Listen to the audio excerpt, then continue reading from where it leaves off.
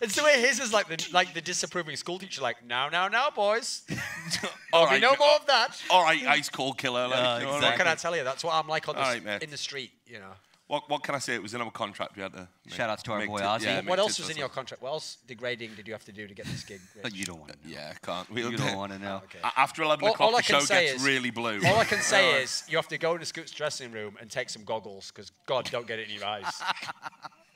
It'll blind you, literally. I meant a potpourri, like spread a lot of it around. It's really painful if the incense, like. All right, so let's kind of recap, you know, how we started today. See where our points are again. I'm gonna get us back on track, whether you all want me to or not. So let's take a look at Group A. Yeah, let's get a graphic up, eh? And again, there you go. I don't really want that graphic in my mind. That image of Scott and what he's doing to all those interns. It is graphic. I had to bunk with him last night, mate. Bunk. You said bunk, right? He did bunk. Yeah. We definitely bunked. So you can see everyone's played one map in Group A except for Liquid. They have played two. And 3 points. NiP sitting on top. That's not a very good plus-minus, unfortunately. No. We got the point, but that's not a great plus-minus. Ouch. Big difference there. And again, the map we are going to do next, match, is going to be Fnatic versus NiP. So that's either going to, you know, that could really, I mean, again, #1 team in the world, probably not going to happen. But if NiP 2-0s them and takes 6 points and leaves Fnatic at 1, it's going to get really crazy tomorrow with that group. Yep. And listen, already NiP want to beat Fnatic. They already, like, regardless of anything else, in isolation, this is a big grudge match, a very important match for bragging rights. But NiP, if they also, as a bonus, can screw over Fnatic and really put them in trouble, facing down the rest of this group, they'll be loving that even more. Oh, of course. Extra kind of vindication for them, whereas normally you don't usually get that in a tournament. Yeah, and then Group B, again, much tighter right now. Again, Just C9, how I like it. Yeah, C9 has played 2 matches, and they sit at a 3, but everyone's sitting at a 3 right now. So, and again, on the secondary stream, if you tune in, again, /TV2, you're going to see Envious taking on Titan. Also, I missed it. I was too busy talking. Was it good? That's all right. No, it's just... It wasn't worth it? Okay. Yeah, it's just so, vintage starring, since we're not going to go into depth about it, let's chat about it right now, though. Envious Titan. That is a classic match right there, because from the inception of these two lineups being born, essentially cross-pollination of the different teams. Like some of them Happy used to be with Maniac and with Apex over in LDLC, and then meanwhile, obviously NBK, Smiths, they used to be with Kenny S and Existence in Titan, and further back, you get Shocks over there. And if you want to go even further back than that, eventually they've all been in very games, they've all been in these lineups. Very incestuous relationship within the, metaphorically, I hope, within the, they are very good looking, I have to say. I could fall for them. Within the French CSGO scene and the CSS scene. But could fall for them? But the key thing about this storyline, okay, that makes it really juicy, okay, is the way it's best described is they all come from this Existence school where he taught them all how to play. And he's the sort of guy where his old philosophy, at least, used to be like, this is how you play. And if you don't agree, like, there's the door. Like, if you're in my team, you play this way. And so part of actually how they've made this LDLC going into Envious lineup is almost as kind of like a rebellion, as if to say that's not the way we're going to play. We're not ever going to play it. I don't want to be part of that.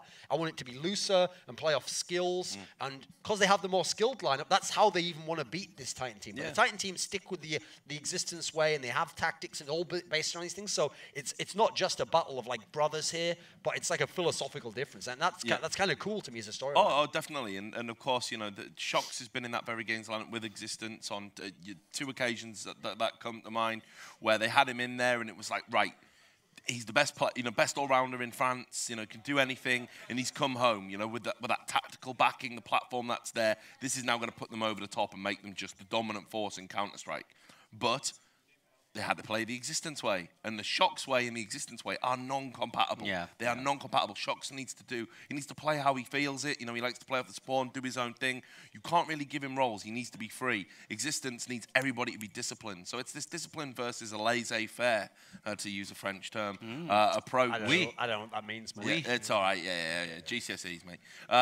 So, you know, listen, my dad didn't die in World War I, so I could hear you speaking French to me on an English broadcast. All right, he didn't. No, he didn't. We're in London, England, mate. He really didn't die. Yeah, I know. So it's all right. It's fine. I got out of it. All done. See, I leave a back door at all times. I love going through the back door. Oh man. Enough of Shocks. Back to what you were saying. So the point is here, you've got this you know, like he is right. It is a philosophical difference, but this is why this game has so much. It's about, you know, Existence believes that this is what you need to do to be a successful team. Well, Envious have completely disproved it and more by being the dominant force. And become one of the most successful teams of all time in doing so. But always, when French teams meet, and we even saw it with lesser French teams like LDLC White, you know, giving them a good game in DreamHack Tour, coming from the BYOC. Whenever French teams play French teams, all bets are off. They know each other's games so intimately, they've got to just constantly mind game each other.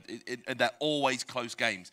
Titan can definitely beat Envious on their day. Maybe not how they're playing at the moment, but again, like I say, it's a completely open game whenever these two French teams meet. Okay, let's go and shift to the match we are going to talk about in detail and show on this stream, Fnatic versus NiP. We do have the map vetoes for map 1, so let's take a look at those. We got a graphic going now. The X's are the vetoes, and that is in the order they happen. So Mirage, Inferno, Cobblestone, Train get thrown away by those respective teams. And now, this is confusing to me. I'm wondering if these vetoes are actually correct, because here's the thing. Of these maps, I would have said that they look like they're the wrong way round, because Fnatic want to play Mirage, Cobblestone definitely. They're the best Cobblestone team right now, whereas I would have said it would be NiP that would not want to play Cobblestone, Mirage. Maybe we've gone to the next level, because we're always talking about how ninjas in pajamas pick their opponent's maps. So to game them even harder, Fnatic have banned their maps. Yeah, we've just been told in production that is exactly how it went down. Really? This is the correct veto? Yeah, that is the correct veto. That's very unusual then, And that leaves, that means NiP picked Dust 2. If I was Fnatic, those would be the two maps I'm trying to get one of, especially Cobblestone, because at the moment it looks like no one, maybe Virtus.pro, can even stand up to someone on Cobblestone. It's very bizarre that they ban it there. But NiP apparently is banned out Inferno, classic map for Fnatic, obviously. And so we're going to Dust 2, a map that, I mean, Fnatic looked pretty good on it when they played it at DreamHack Tour.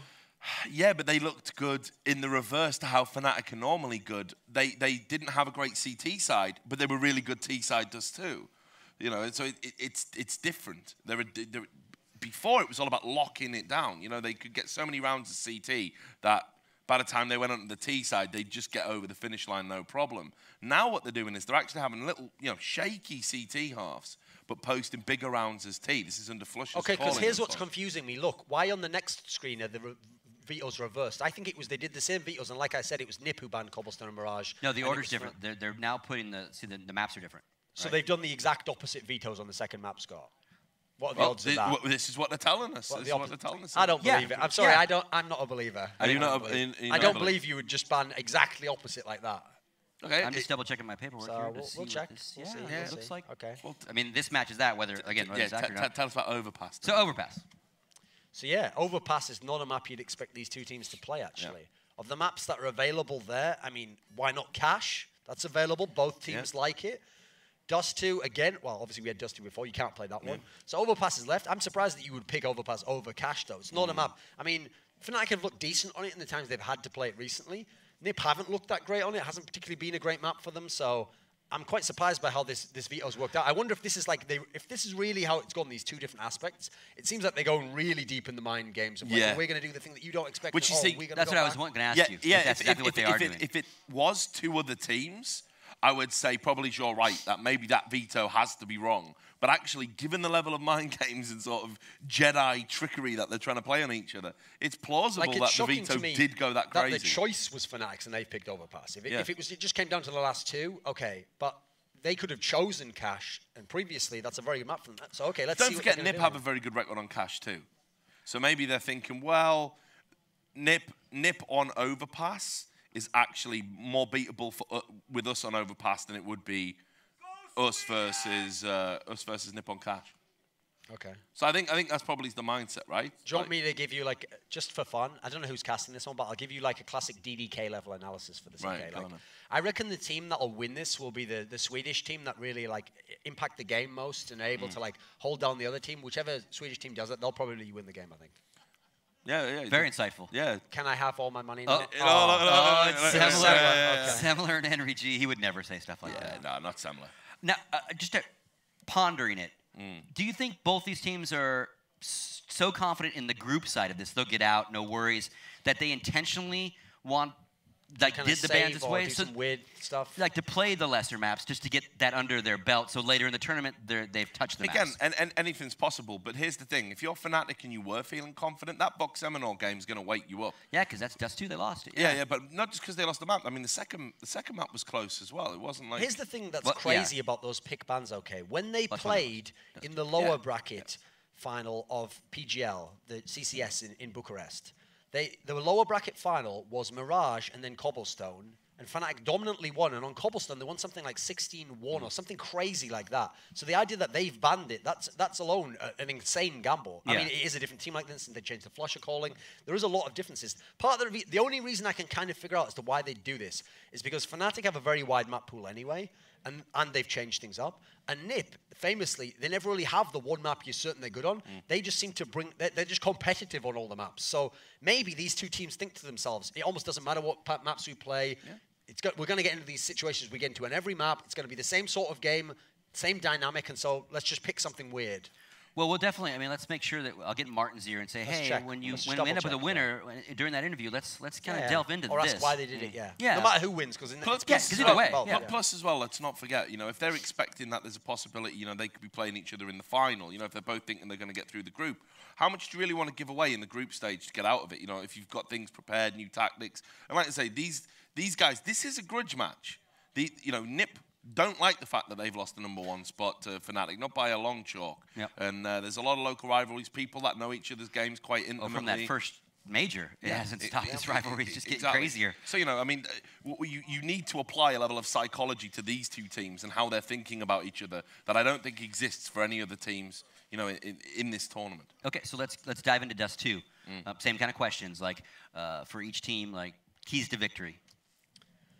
I mean, just thinking of what I saw recently, at the moment, it feels like JW is always having a good Dust 2, so I feel like that's going to be their win or lose. But the guy who really made them lock the map down against Hellraisers and did, as I joked, like it looked like they were playing against bots, it was Crims. Like his positioning was so good, and it just seemed so effortless for him to get, because he didn't even have to headshot people. He would just easily spray into a guy's chest, and this guy would come out with his back facing him.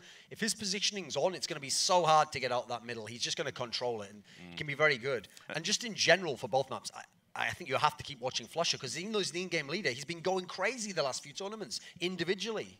Yeah, it is true. I mean, right now, Fnatic have that embarrassment of riches. I thought JW was great in Tour. You know, I thought he really stood out, and you know, he's the luxury player in a lot of ways. So, you know, it's like, oh, if everyone else is performing pretty well and he goes amazing, he goes ham, then, you know, yeah, great. Fnatic are going to post big numbers. Now, for NiP, I still think Arlo has been statistically the best player pretty much in every tournament since he joined. You know, you can't look much further than him, especially on a map like Dust 2, where the AWP is so significant. So I think those are probably the two guys. Nice little duel between JW and Arlo. I mean, for NiP, I'll take GetRight in this scenario, because Arlo's he's the most consistent player at the moment in NiP, but GetRight's actually, over the last sort of 2 or 3 tournaments, he's really gotten back that form of, like, he wins so many clutches again.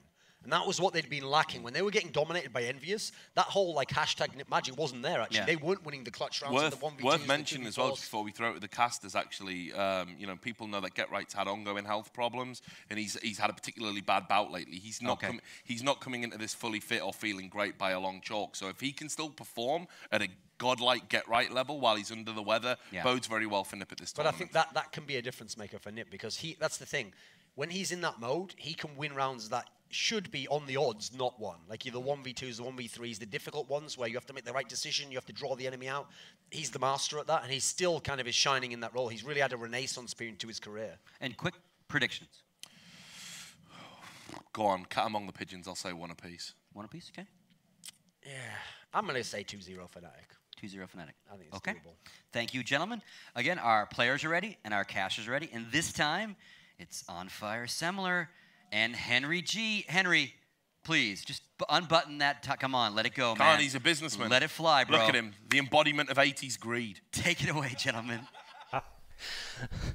Say, Scoots, all I'm looking for from you now at this point is, like, the banana hammock and some gold medallions around the chest. He's got this tan coming in now, you know. He's got a few buttons undone. I'm just looking for the medallion there, man. Like, that's what's got to happen. We've all got our style. I think mine is the buttons undone. I think it's a trademark I'm trying to pull into my casting, but there you go. Here we are. NiP versus Fnatic. I think it's the one everyone's been waiting for today.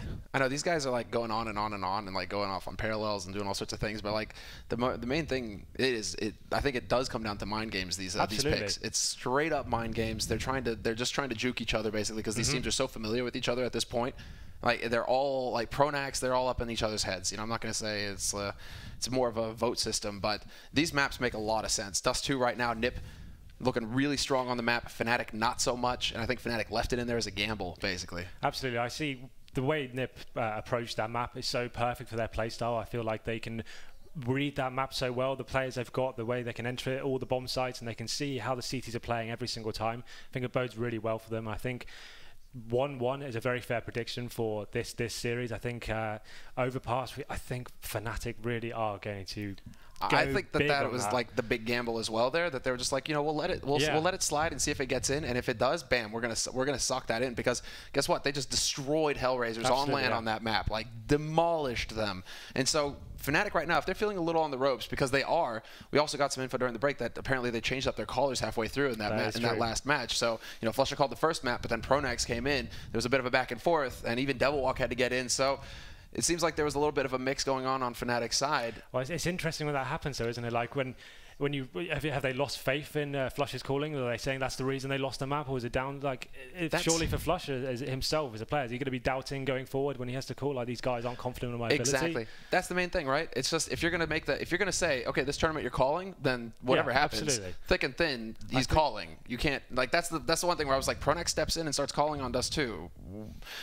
That shouldn't have happened, because basically if Flush is going to call, he should be calling the entire thing through. Absolutely. You commit to that and you go down with the ship. I mean, you're all the captain at that point. You're chained to the steering wheel. Like, I think you just have to just pick yourself up and say, okay, we didn't play to our best there.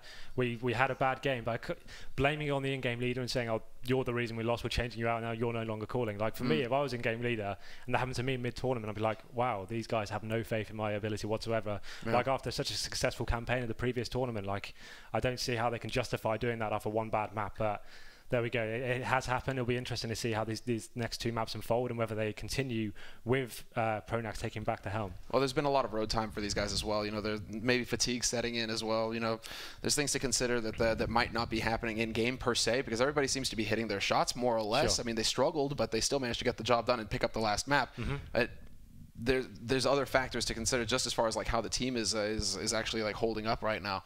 So Fnatic right now not the strongest, but then NiP also looking to prove themselves. I think NiP are pretty much like the hungriest team in this tournament. Well, this is why I've picked them as my #1 pick. Everyone was questioning saying that, me. but I can't. I feel like they've always done well when they have someone behind them. They've got Natu this time to kind of keep the team controlled and like allow to stop them from making these questionable making these questionable buys and questionable pushes and stuff like that. I think having someone to control them and kind of keep everyone level-headed, that's when they've played their best. When they had Pitta before, I feel that's when they won their major and they actually was able to like bring the team to fruition and like play to their full ability. So I feel like having Natu there is going to help them tremendously, and that's why I put them as my #1 pick. They're hungry, they're sick of coming second place, and this is the time they've had time to take stock from the last event and kind of really focus on this one. I think, in my opinion, I think NiP have got this in the bag. Oh, we need to go actually and get some camera work on Alu right now, because the thing is, like, he's truly becoming integrated into the team when he starts growing the beard like Freiberg and Patrick.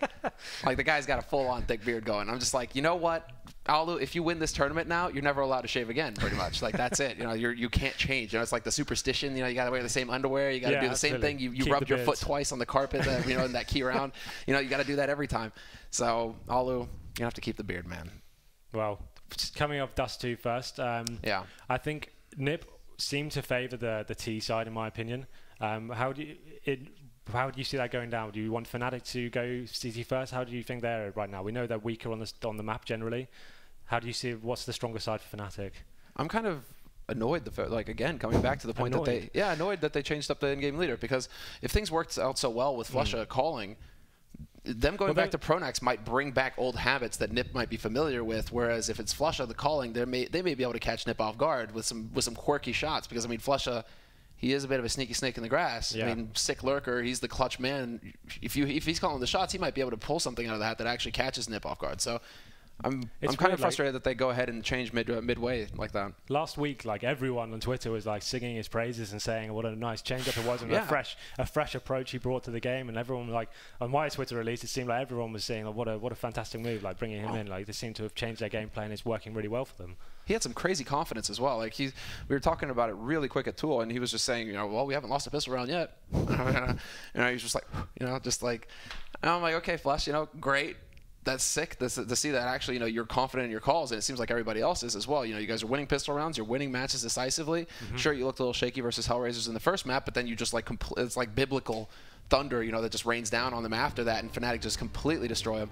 So Fnatic are kind of in this weird situation right now where they could go either way, I think. Dust 2 isn't going to help if they struggled versus Vox earlier to close out that map. Absolutely. Well, NiP are going to be a much stronger opponent than Vox, I think. For Fnatic, this is a map they need to get 2-0 on just to kind of get themselves back in the group. I think after that, almost like this is why I like this format. Like it leaves very little room for error. Like when you drop a map to a lesser team than you normally in a tournament, if you got a 2-1, it didn't really matter. You still won the series. And this one, it's kind of detrimental to the team completely. Like getting 1 point from that, where you expect the other teams to kind of trounce those teams, is going to be very important. And this is a game I feel like Fnatic. That's what they tried.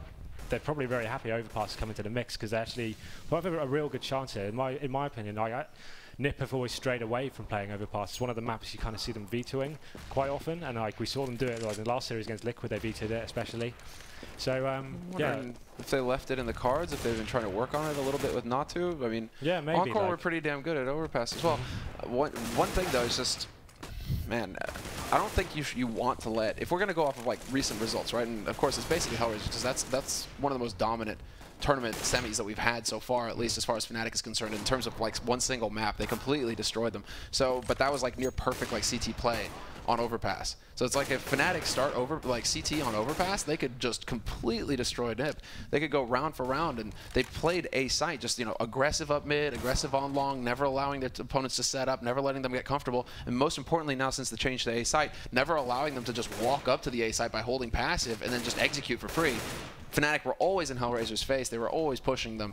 If they do that versus NiP, it's going to be really tough for the Swedes to hold. I think that's going to be one of the most important knife rounds we've seen, just because whoever gets CT first, I think is going to be the winner of that game, in all honesty. Like we've seen a lot of 13-2s come out recently, and if they can build up momentum on CT side, I think Fnatic really are going to trounce that. But as we say that, I think we're just about ready for the knife round. There. I think so. We have 4 players. Yeah, we have 4 players on the server, so maybe we need the 5th. There we go. There we go. Nice. All right, knife, knife, knife.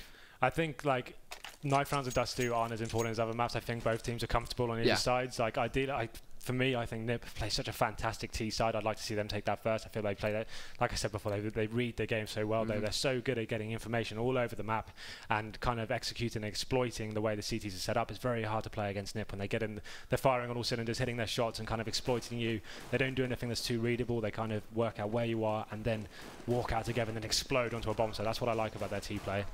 Well, I mean, going off of recent results as well, I mean, for Fnatic, they showed just tremendous T-side play as well on Dust 2. It just feels odd, going into this tournament where they seem to struggle a little bit. And I'm wondering, I mean, Fnatic, they attributed it basically, okay, Crims with the triple kill at the end to get the knife. So they get to decide where they want to go Fnatic, if they want to be on the defense or the offense. But the fact that Fnatic struggled somewhat versus Vox Seminor really kind of raises a question mark. And they're saying, that Vox, they played really well. They deserved the win. They didn't even feel angry about losing that map. That, Vox just played really good CS. So you got to listen to that and give some respect. But at the same time, that doesn't kind of like bode well for the Swedes either. If you're going to be losing to an Australian team, you can't really be allowing that to go. Lessons may have been learned. They may have switched back to Pronax calling now. Maybe they're going to go back to what they used to do. Who knows?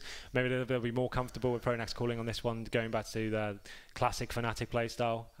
But it'll be interesting to see how this unfolds. I think pistol round is always going to be very important. It'll be interesting to see how that momentum shifts from the offset. Yeah. I'm really actually kind of stumped on this one. It could really go in either way. I'm talking like straight 50-50 here. Not even an edge for anybody. Because Fnatic are always Fnatic. You can never count them out of a series. NiP is the same thing. NiP are hungry right now, but Fnatic have the experience, at least as far as just closing out series recently.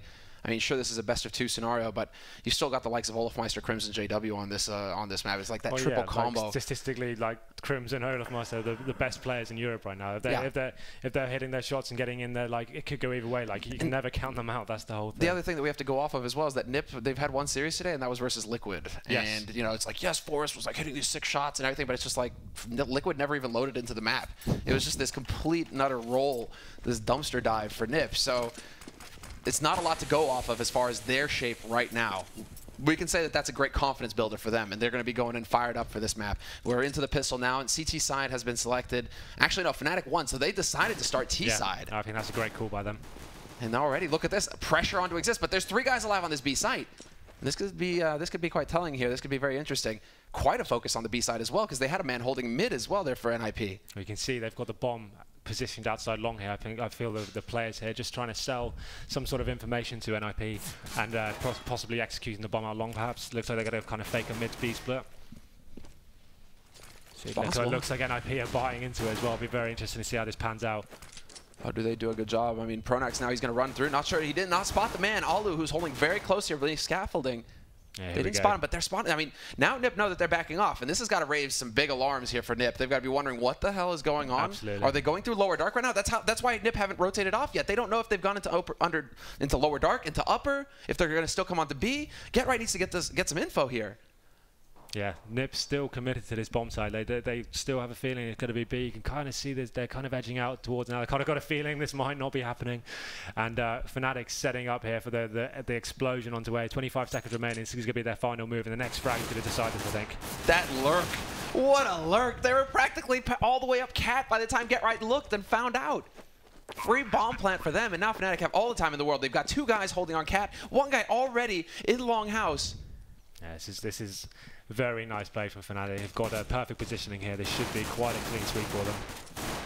Oh, this is brutal. Crims is just lighting into him. Flusha as well. This tag team on Cat. They finally have to reload, but Flusha's there. And he's going to lock down the remaining 2 frags. Quad kill for Flusha. Yeah, like it almost seems like these teams know each other so well. It looks like that was almost premeditated. They seem to have some sort of intel on ninjas there. But yeah, fantastic work from them. The fact that they kind of managed to pull all the CTs, 4 of them, over to the B bomb side before the bomb had even been spotted. Like that's fantastic work from them. The fact they managed to sell that so well and so convincingly. They actually got up onto the site and just had to face one CT there. Like you don't see that very often, having to face 1 CT before you get the bomb down. And they'll just, you know, pause and admire the mind games basically from Crims there with the timing. Pre-firing Freiberg, and then Alu just gets cleaned up. That was pretty standard afterwards. But the read on Freiberg, getting that timing down for when Freiberg would re-peak, just clean work. Olafmeister going to work on Forrest as well. He's got that Mac 10. Let's see, does he go full RPK and start tapping? This is what RPK will do over here. I'll just, nope, Olafmeister's just brute force. Absolutely. It's interesting that this NiP haven't actually opted for any armor this round. I think they might be doing something interesting this round. They probably wanted to feel this out, see where Fnatic have gone with their rifles, and they actually went for AK. So it's probably quite a smart move from NiP there, not to actually invest in the armor. Would have been a waste of cash, really. How much information did they really get? Yeah. Because like they spot Crims, he shot them in the face. So they saw 1 guy with an AK, and then they saw a guy with a Mac 10. It's like, interesting. I mean, NiP, the one thing I'm wondering is whether they were going to try and go for some kind of odd force if they managed to pick up some kills in that second round. If they managed to catch somebody off guard, they didn't really get too many kills in the pistol, so not a whole lot of money. But if they could have done some damage in the second round, we might have seen them go for something crazy. Well, I guess they're banking on wanting to have full utility for the first double up. Yeah, absolutely. Full utility. AWP's going in, AWP towards B side, AWP on A. It's the strong, in my opinion, it's the strongest CD setup you can have on Dust 2. I was screaming at Liquid earlier to run that setup and kind of you're able to lock down maps, parts of the map there and allow CTs to have presence on middle and on B. So I think you're absolutely right there. That's what we'll be going for. I'm hearing that Adrian has a pretty strong voice, though. I don't know if he heard you over himself. But Olafmeister, dude, he's just pulling off. Like, these are just trick plays now at this point. He's styling. Spots off the man of doors, does some decent damage, and can fade away. He's like, here, guys, what do you think about my ninja impression? And they weren't amused. Forrest hunts him down in the end. Well, Forrest managed to pick up a Mac 10 now. I'm not really sure how useful that's going to be here. He might be able to pick up another frag here on JW, but I think he knows it's coming. It's going to be quite an easy frag for him to pick up. Get right, left here in a 4-on-1 situation. There's not really much he's going to do here. It's just a case of when he's dying, no frag's going to be available, I don't think. What the hell, the timing there from JW as well. Oh, but JW, he pushes it and he gets caught. Get right, he still manages to find a frag there. Has the Mac 10 now as well. He's going to walk back into Pronax, however, if he shows himself once he spawns. So he's waiting for somebody to come in close.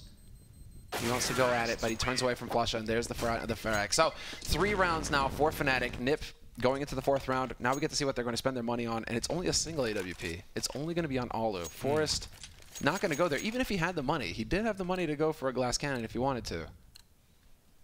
So 4 rifles and just a single op, and JW on T side has got his op as well. But the setup could be here. Potentially they're going to be able to go past. Smoke goes down as well to block off those mid doors. NiP taking advantage of that.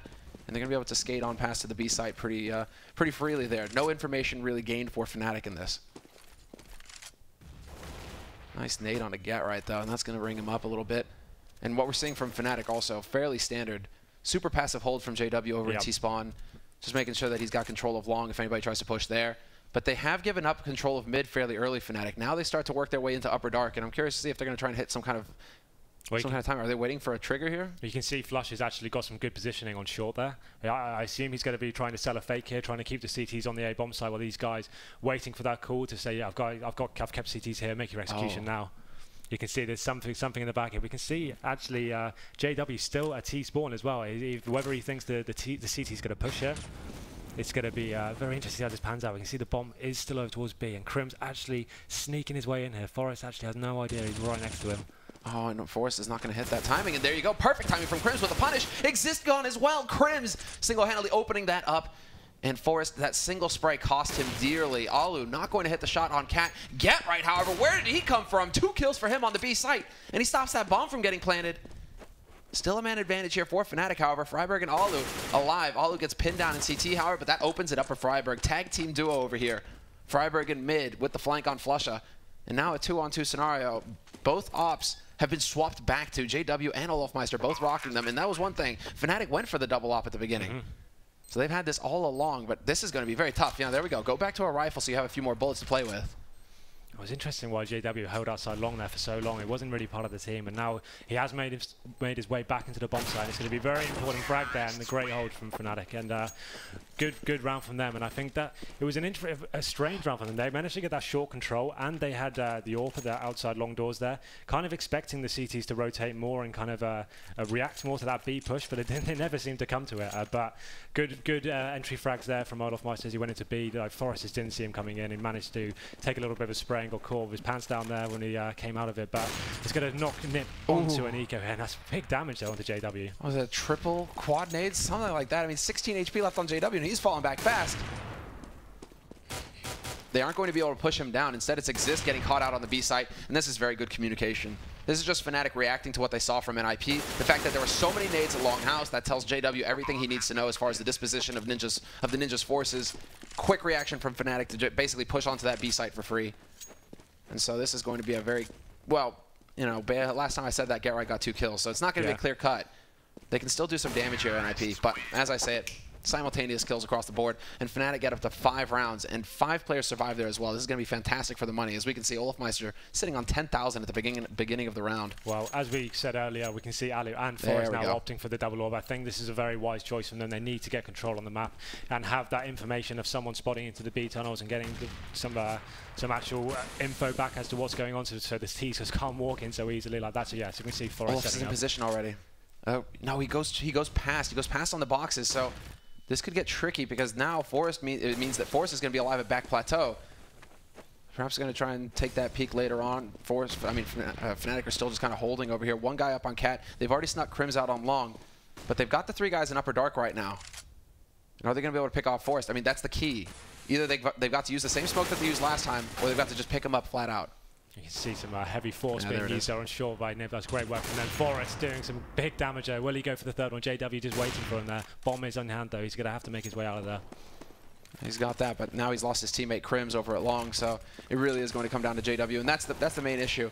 They were kept guessing the last buy round as well because NiP didn't put a smoke up. So this time around, Fnatic perhaps were thinking the same thing, that okay, well, they probably only have 2 M4s over here because they did this in the 3rd round, or rather the 4th. well, this time around, there's the change, right? Forest is waiting with the AWP, and that's the punish. That's when, you know, you don't see the smoke. That's when you get scared. JW just goes for, like, the full-out theatrics and drops Alu. But they will be able to save both AWPs and NiP, so it's not a problem in the end. Yeah, great reactive work from them. They saw what was going wrong in the first few gun rounds, reacted to it. Forest picking up some valuable kills down. It'll be interesting to see where they place the AWP. So will they still opt to keep the AWP in there? Will they have him playing? I think having him in a middle role here maybe pay dividends here to actually mix it up a bit and be a little bit more dynamic. Oh, and they go straight for the NOA tower here, actually, NiP.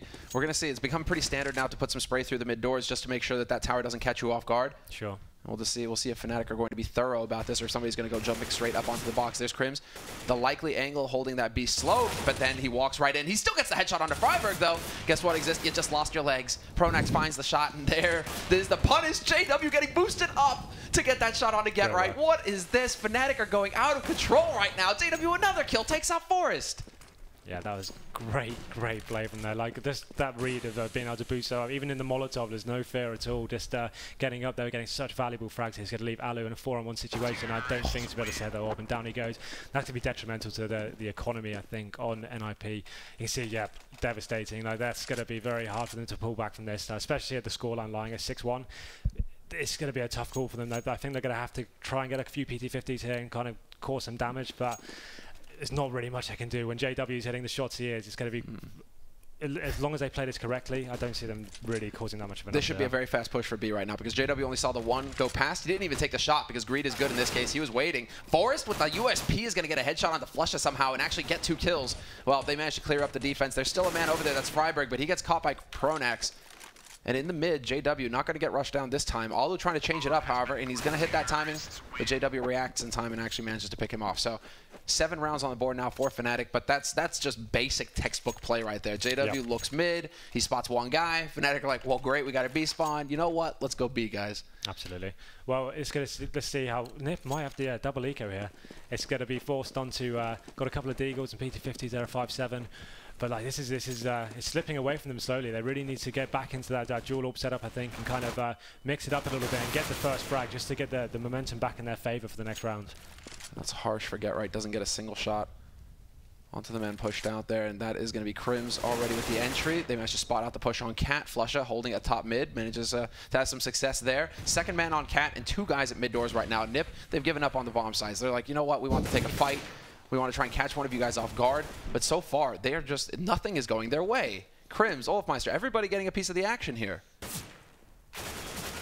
And it's like they know. It's just, this is the thing. This is when you start to see like the true beauty of like the in-game leading, the calling based off of the information gathered, but also just these teams have played each other so many times now that it's at a whole different level now of mind games. Where absolutely, like you think, oh, they think we're going to do this, so let's try and adapt to that, and then like, you kind of clash ideas, and you kind of that's what we're seeing here. Like we can see they're going back to the dual AWP setup here, but if they're losing those picks on short like they did last time, I think they just need to keep that setup, but don't have to be so aggressive. Like they just let them come to you. Like at the moment, it seems like NiP are bringing the fight to Fnatic in certain places on the map, and it's just they need to get control. They need to wait for the T's to come to them, make those AWP work for them, and they've got the turret set up here. Wait for the T's to come to you. Well, the last time they did this, it worked. The last time they left B, upper B open with no smoke, Forrest got the pick, and he's even changing up his position. Last time he played from behind the box on Plateau. This time it's from behind the barrels. Yeah. So he's trying to become, you know, unpredictable on his own side. I like this a lot more. I like having the mid presence with 2 rifles here. We know this is one of the biggest choke points on the map. A lot of teams favour going the mid to B split.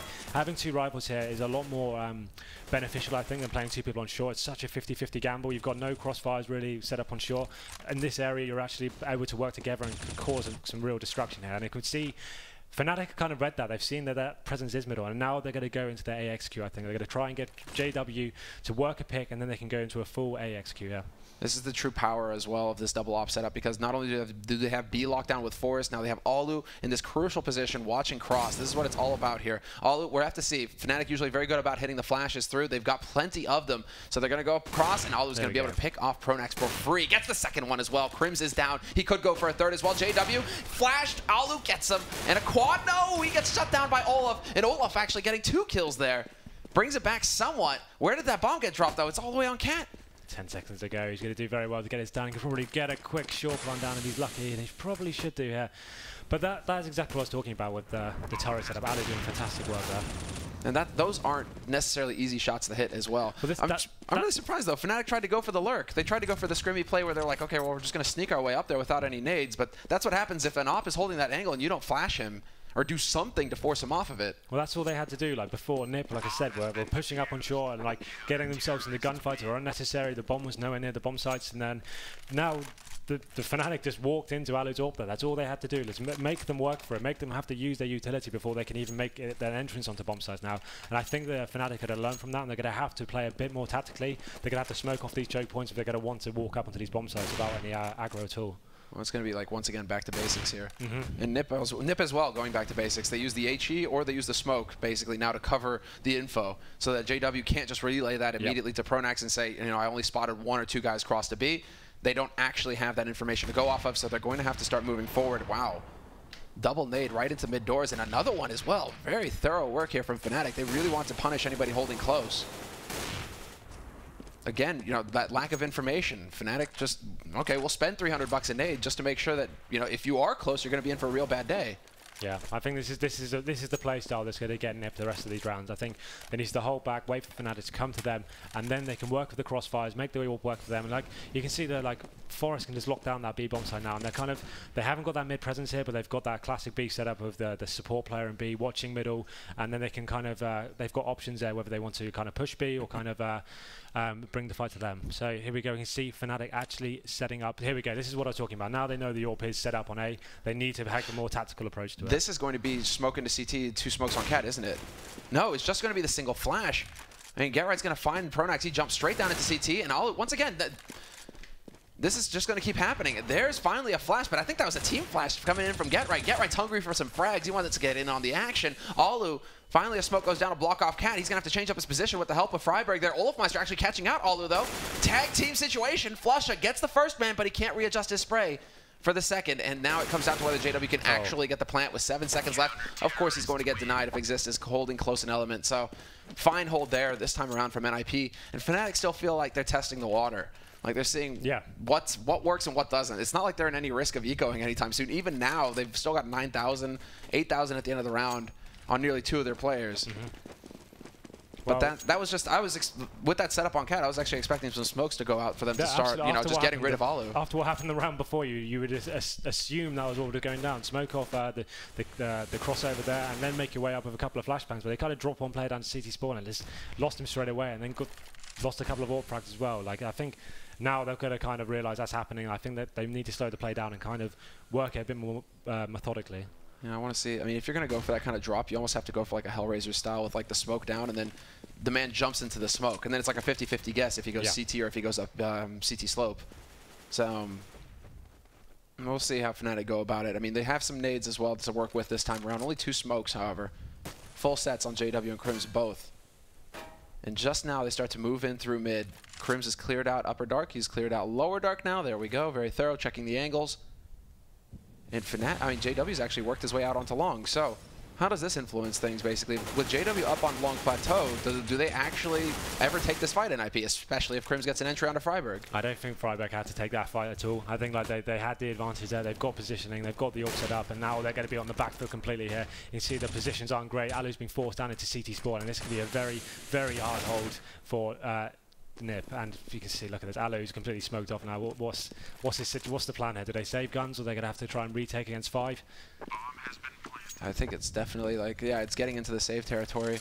I mean, excellent anti-flashes coming in from NiP. You saw them just get full flashed up there, but then there was no real support after that. Getright stood his ground and took a bullet to the face. This holding short business is like, it's not working for them. They're losing the frag battle almost every single time. It's so powerful for Fnatic as well. They know they can go up 4 there because they've had JW out on long looking at the site the entire time. He's like, I haven't seen anybody. So, right, we kind of know where they are. So Fnatic can set up to take that fight and just maximize their advantage. Now we have NiP holding, I mean, they've locked down this B side at this point. 2 AWPs, an M4, it's incredibly valuable. They need to hold on to all 3 of these guns, and it looks like they will do just that. Fnatic not going to get too hungry there. Bit of an awkward spawn for T-side, actually. Look at that, they're all spread out.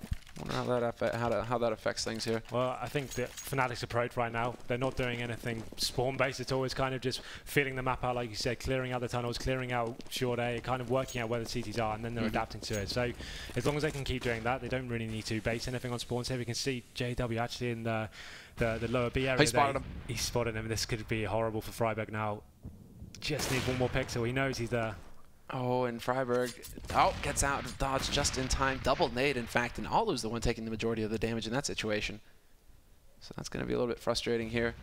I mean, the one thing to keep in mind here as well as we get into the 13th round, it's 9-3, Fnatic in the lead with 9, and that's a lot of rounds to have on your T side. But yeah, Crims is the man who's lurked out onto, no, pardon me, Pronax is the one out on long this time around. Intel. They're like, no one's an A, but they're going B instead. Yeah, so like you said, no one's an A. Why are we going B? But and they lead with the bomb. I mean, this is just going to fully commit.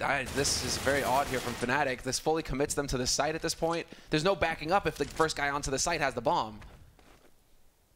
I'm a bit at a loss. I'm a bit at a loss for this one. Like when Pronax is allowed to walk out long, even up to that platform area, that's the point you should be reacting to that, and then moving into an A pincer there. Like you said before, we've seen it work so many times, taking the 4 players on shore, winning those gun battles when you've got complete control along. Like it seems silly not to take advantage of that, but they actually opted to go towards B, which is strange. Like Pronax, like in his position there, what was the best that could have happened? Even if they're taking B, like he's not even in a good position to get rotate kills there. He'd have to like go behind them and like come stabbing in the back once the bomb was down. But very, very strange round the way that was played out. We can see there the money now.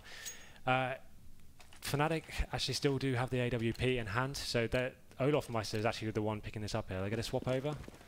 Double orb. Okay, there we go. Interesting. I'm trying to make sense of what JW is writing there. Something of like, did you see me and why did you back? Or like, what did you do when you saw me? Freiburg was like, we backed or something? Yeah. A little bit of communication going down between these players right now. And there's Get Right Spirit Animal. And there's Olaf Meister's Spirit Animal. 50 cal bullet to the face. And this is going to be now 9-4 the score. Fnatic well in the lead right now on their T side of Dust 2. They practically have all the rounds that they need. So the last 2 here, if they can pick them up, it's icing on the cake pretty much for them. Pressure is definitely on the Ninjas to pick up the remaining 2 and end this at 9-6. You see a man down here. It's going to be kind of spread out on the map. They have got the man down long, so it's going to be difficult for them to rotate right now. You can see Fnatic are setting up to go towards B. They have got 2 men in there. They are set up for the B split. Like you can see though, JW walking out. He's just got so much freedom right now. And nobody's in CT looking either. So Olfmeister's going to get the pick here. Get Right's going to start pushing forward, trying to close this angle up, and he gets in a very cheeky spot. They line up for him though, and it's just too powerful a peek.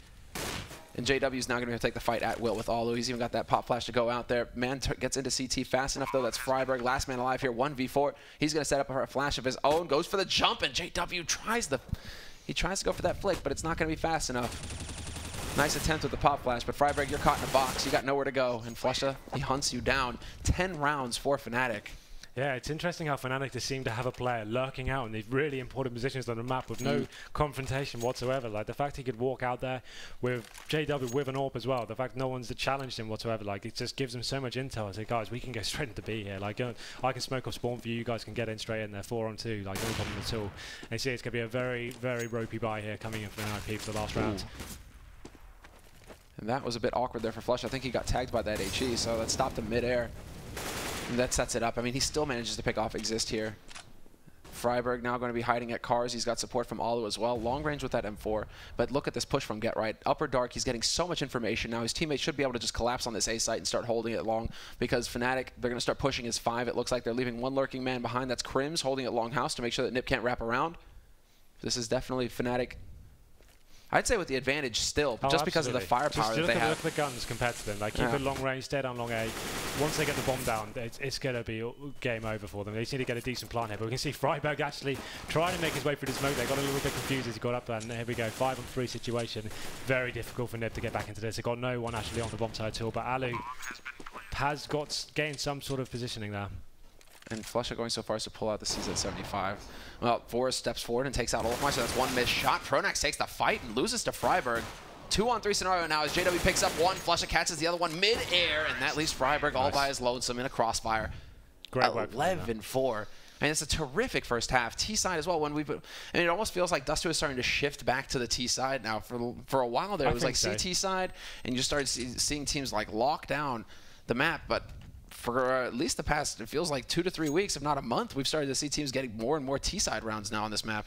We can see a pause coming in here, maybe a tactical pause from NiP to discuss how they're going to approach this map. I think feels like it's too late, though. We're more than aware that Fnatic are going to know how NiP approaches this map, and they know they're going to be going a very similar play style to what Fnatic did, to be fair. Like, it's going to be feeling out the map, seeing where the CTs are playing, and trying to take advantage of the positions they're not playing. So they'll be trying to walk out middle, smoking up to B, and then like using the Alu to kind of work picks and seeing where they can get some advantage. But it's using Freiburg. Freiburg is always like the end-all, be-all for NiP when it comes to opening up and creating opportunities for them. I mean, you listen to the comms, and sometimes it's literally like, well, hold on, we'll wait and see what Freiburg does, right? And if he gets a kill somewhere, there you go. But I mean, NiP have always been like the team that relies heavily on entry frags, just because they've never been a strat-heavy team. They've always been actually we're just gonna like wind up and just punch you as hard as we can, and that'll get the job done, right? We don't need to dance around and jab you all day.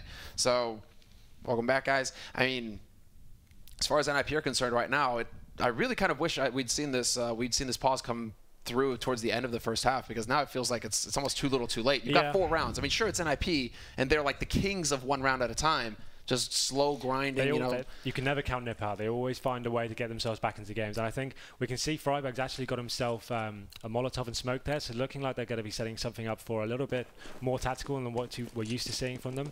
Ali's also got the smoke as well, so we're going to see them going down suicide here. Straight up to short, it looks like. Maybe just a full-on AXQ here, Molotov onto the bomb site.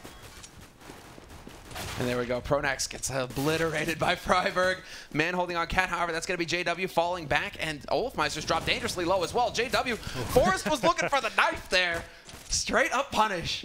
But they're going to be able to get onto this A site now in NiP. That bomb is making its way up Cat as well. They should be able to safe plan it, no problem at all, and defend effectively. Get Right catches out the lurker, and that's going to be Flusha getting picked off. Man still in mid, however, but Get Right just brutalizing him. Everything is going right in this round for NiP. Get Right even going so far as to demonstrate that burst fire is effective, and then he gets a headshot on JW.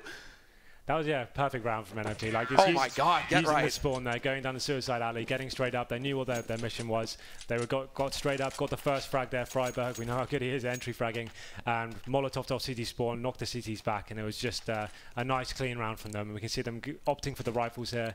Alu actually going for the scout to try and get some information on middle, seeing a little tag going on. But this should be a nice, slow, methodical round from them. They really can't afford to throw any rounds away here, so they need to make sure they're actually approaching the rounds properly. You can see them just taking 3 people enough of B here, but like I guess they're just waiting for the push and any kind of strange tactics coming in from Fnatic. Oh, they nearly return it though. Crims lethal with that 5-7 up on Cat. Nearly catches out Forrest, who was in lower dark. Get Right, though, he does manage to pick off JW at Longhouse, and Pronax has already suffered damage from an HE over on B. You're absolutely right. I mean, Fnatic, they are one of the most fearsome teams with pistols in the game. Essentially, it's like them and Envy have always just found ways to win these follow-up rounds after the pistol. So NiP, rightly so, they better be afraid. They better be very thorough with how they clear this map, because it takes one Crims lurking around a corner with a 5-7 to completely wreck you. Yep.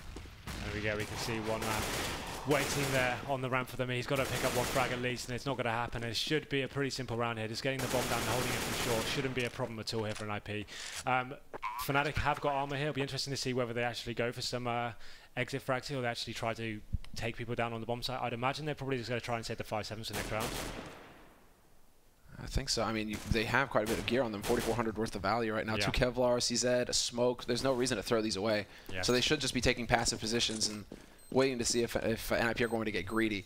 There's absolutely no reason for NiP to go hunting either, though. They should just protect this bomb. They've already got control of long. That's all that needs to happen. They just go long, save their guns, and both of these teams, it's almost like a gentleman's agreement to just take it up in the 18th round. They're like, okay, right, that's enough for this one. We'll see what we can do in the next one here.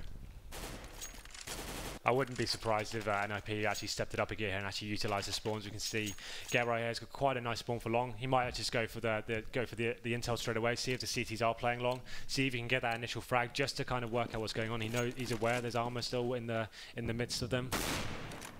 Yeah, you can see he's making his way into the long doors, but a more methodical hold again. They know how dangerous Fnatic can be, so just feeling out the map, seeing what's available, and then making their call within 30 seconds, I think. And they know that Fnatic also held on to some gear, and look at this aggressive push from JW. This is completely undetected, I believe. They have no idea that he's here. I wish that he had a better gun.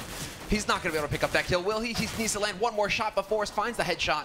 Instead, it's Olofmeister to pick off Exist. This leaves Forrest dangerously low. He's going to be able to get out of dodge just in time. Backs off, but then they lose a man to flush on Cat. Alu is down, and that drops the bomb. They will be able to recover it, but just barely. Down to 3 players alive here, NiP. And Fnatic, they are pressuring them, and they've got a gun on Galil. I mean, they've got a Galil on Crims rather to work with now. Oh, just the fact that Flusha lands that shot with the CZ is also ridiculous at that range. Jump shot coming in. Olofmeister trying to deny it. He's going to get the bomb planter. This is it. This is what we're talking about. Fnatic are so dangerous, even with pistols. They trade frags, and now we've got a man advantage situation here. Olofmeister takes that fight straight up, but Pronax has now got an AK to work with. 40 seconds left here for Freiburg to get this plant and clutch it for his team. And there's the flash. No time wasted at all here by Pronax. No fear. Walks in, takes the fight, goes for the spray, and he gets caught. Freiburg hits the headshot and saves it for the Ninjas. Very important round, I think, especially for morale. The fact that they managed to get in lower B, they're completely undetected. You saw that the T's in upper B, like, JW would have cut off a limb to have a P250 there or something. Like, even if Alu doesn't have vision on lower B, he should be calling that guys, I'm not sure what's going on there. Please just be aware that might happen. Like, they seem completely oblivious to it. That could have gone horribly wrong a lot. Well, worse than it could have done. But here we go now. Fnatic don't actually have an AWP. They're going to be going for a 5 rifle setup, and they're not actually going to be having any presence in middle. This is what we see NiP do so well, walking out middle and just kind of bursting out to the team. And here we go. And there you have it. Crims peeks at window. He gets picked off. Exist with the double entry. And that's B site wide open. Perfect smoke goes down to block off CT as well, rendering Fnatic completely helpless. NiP going to be able to get a free plant here, no problem at all. And you already see Fnatic backing off, cowering it long, trying to hold on to the gear. They need to keep these rifles alive. If they can, then they can drop FAMASas in the next one and get a decent buy out of it.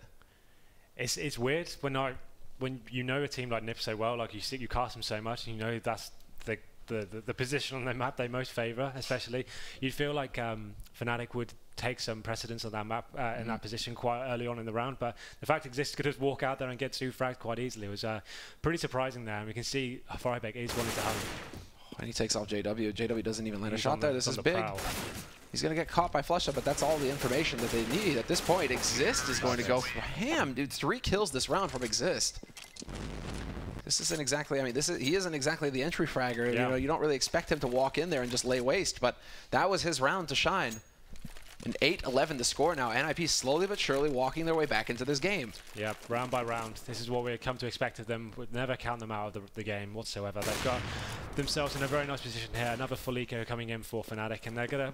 We've seen them be dangerous, but I don't think NiP will make the same mistake twice. They know what they're capable of, and they're going to have to hold positions here. And a great opening frag there from Get Right. And that's the second time now that Get Right's picked off JW in that very position right there. So JW might be getting a little bit frustrated with how things are turning out over at Long.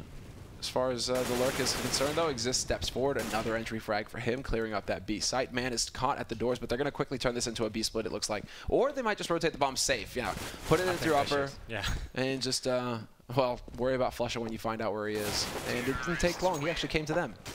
Well, it'll be interesting to see what approach Fnatic take this round, whether they're actually going to decide to pick up the okay, there we go, double AWP here. Yeah. I think that's the only answer. I've always said this is the best setup you can do on Dust 2. Like, it allows you to have the presence in middle and the presence in B at the same time, and it allows you to be a lot more dynamic within the map. They're doing it. This is what they can do. Oh no, they are not. I misread the numbers there. There's Flusha. Crims is going to be stepping out. He's got the M4. Flusha at Long, and they get 2 kills. They drop the bomb as well. Oh, this is actually a very big problem now for NiP. They're going to have to use gear to try and get out here. JW is going to catch Freiburg, who's trying to push up on Cat.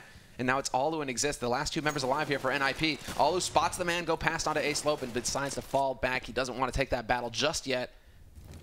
But with that bomb in that position, it's incredibly difficult now for NiP to get in here and get anything done at all. Crims is going to find Alu.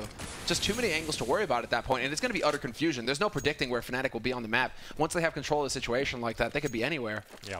Well, like we saw the last few rounds, NiP playing completely textbook Dust 2, and then they kind of, I think they decided to mix it up, kind of surprise Fnatic a little bit, taking that long spawn and seeing what they could make of it.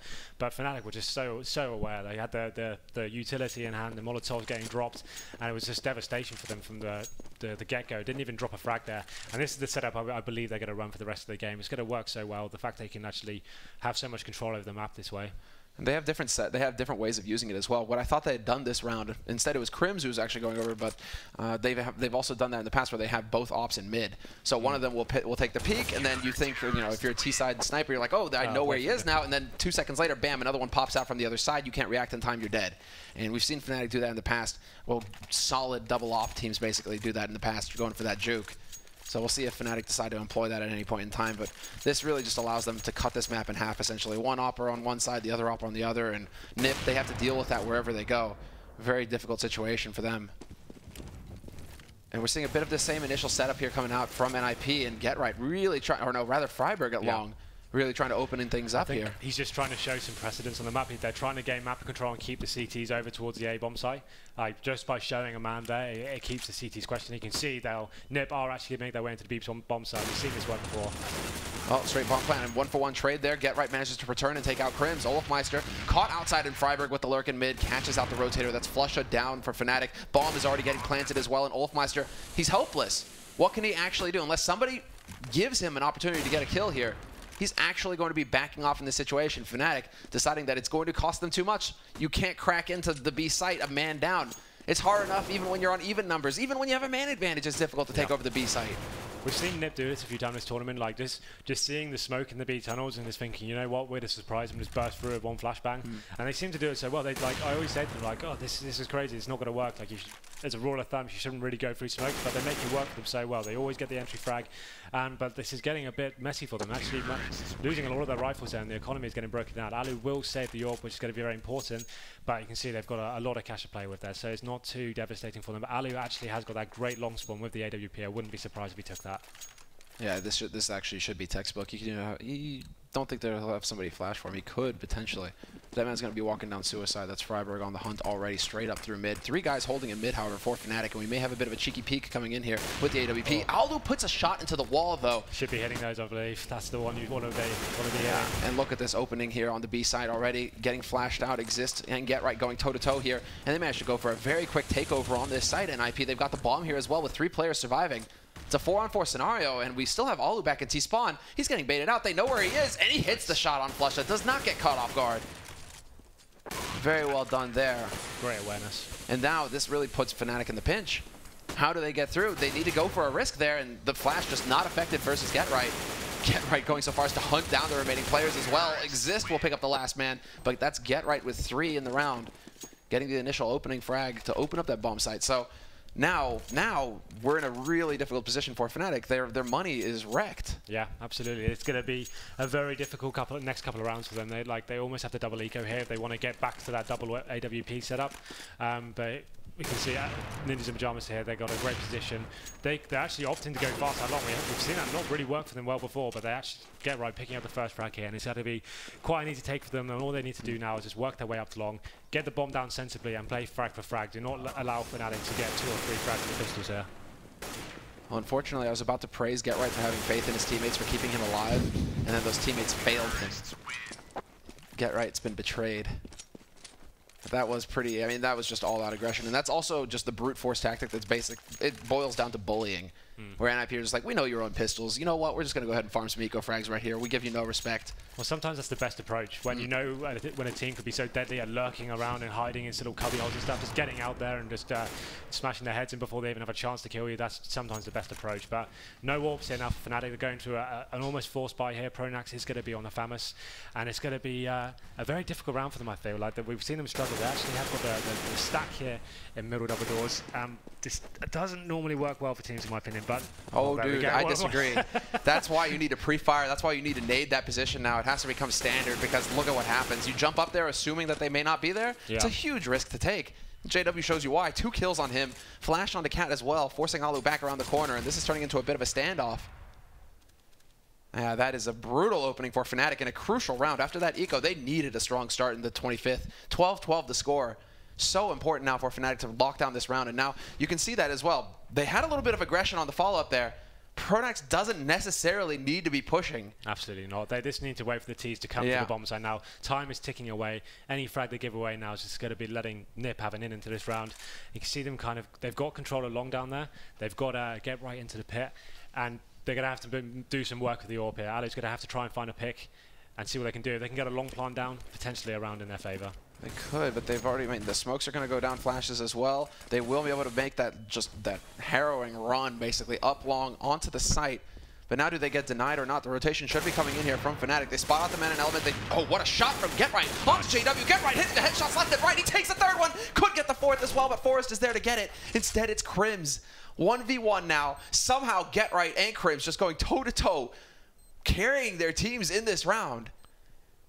And they haven't quite changed positions. Crims jumps up. Does not get tagged, but Gfinity knows where he is. Now they're taking this fight, and Crims wins it. Gfinity, despite his best efforts, could not clutch it for his team.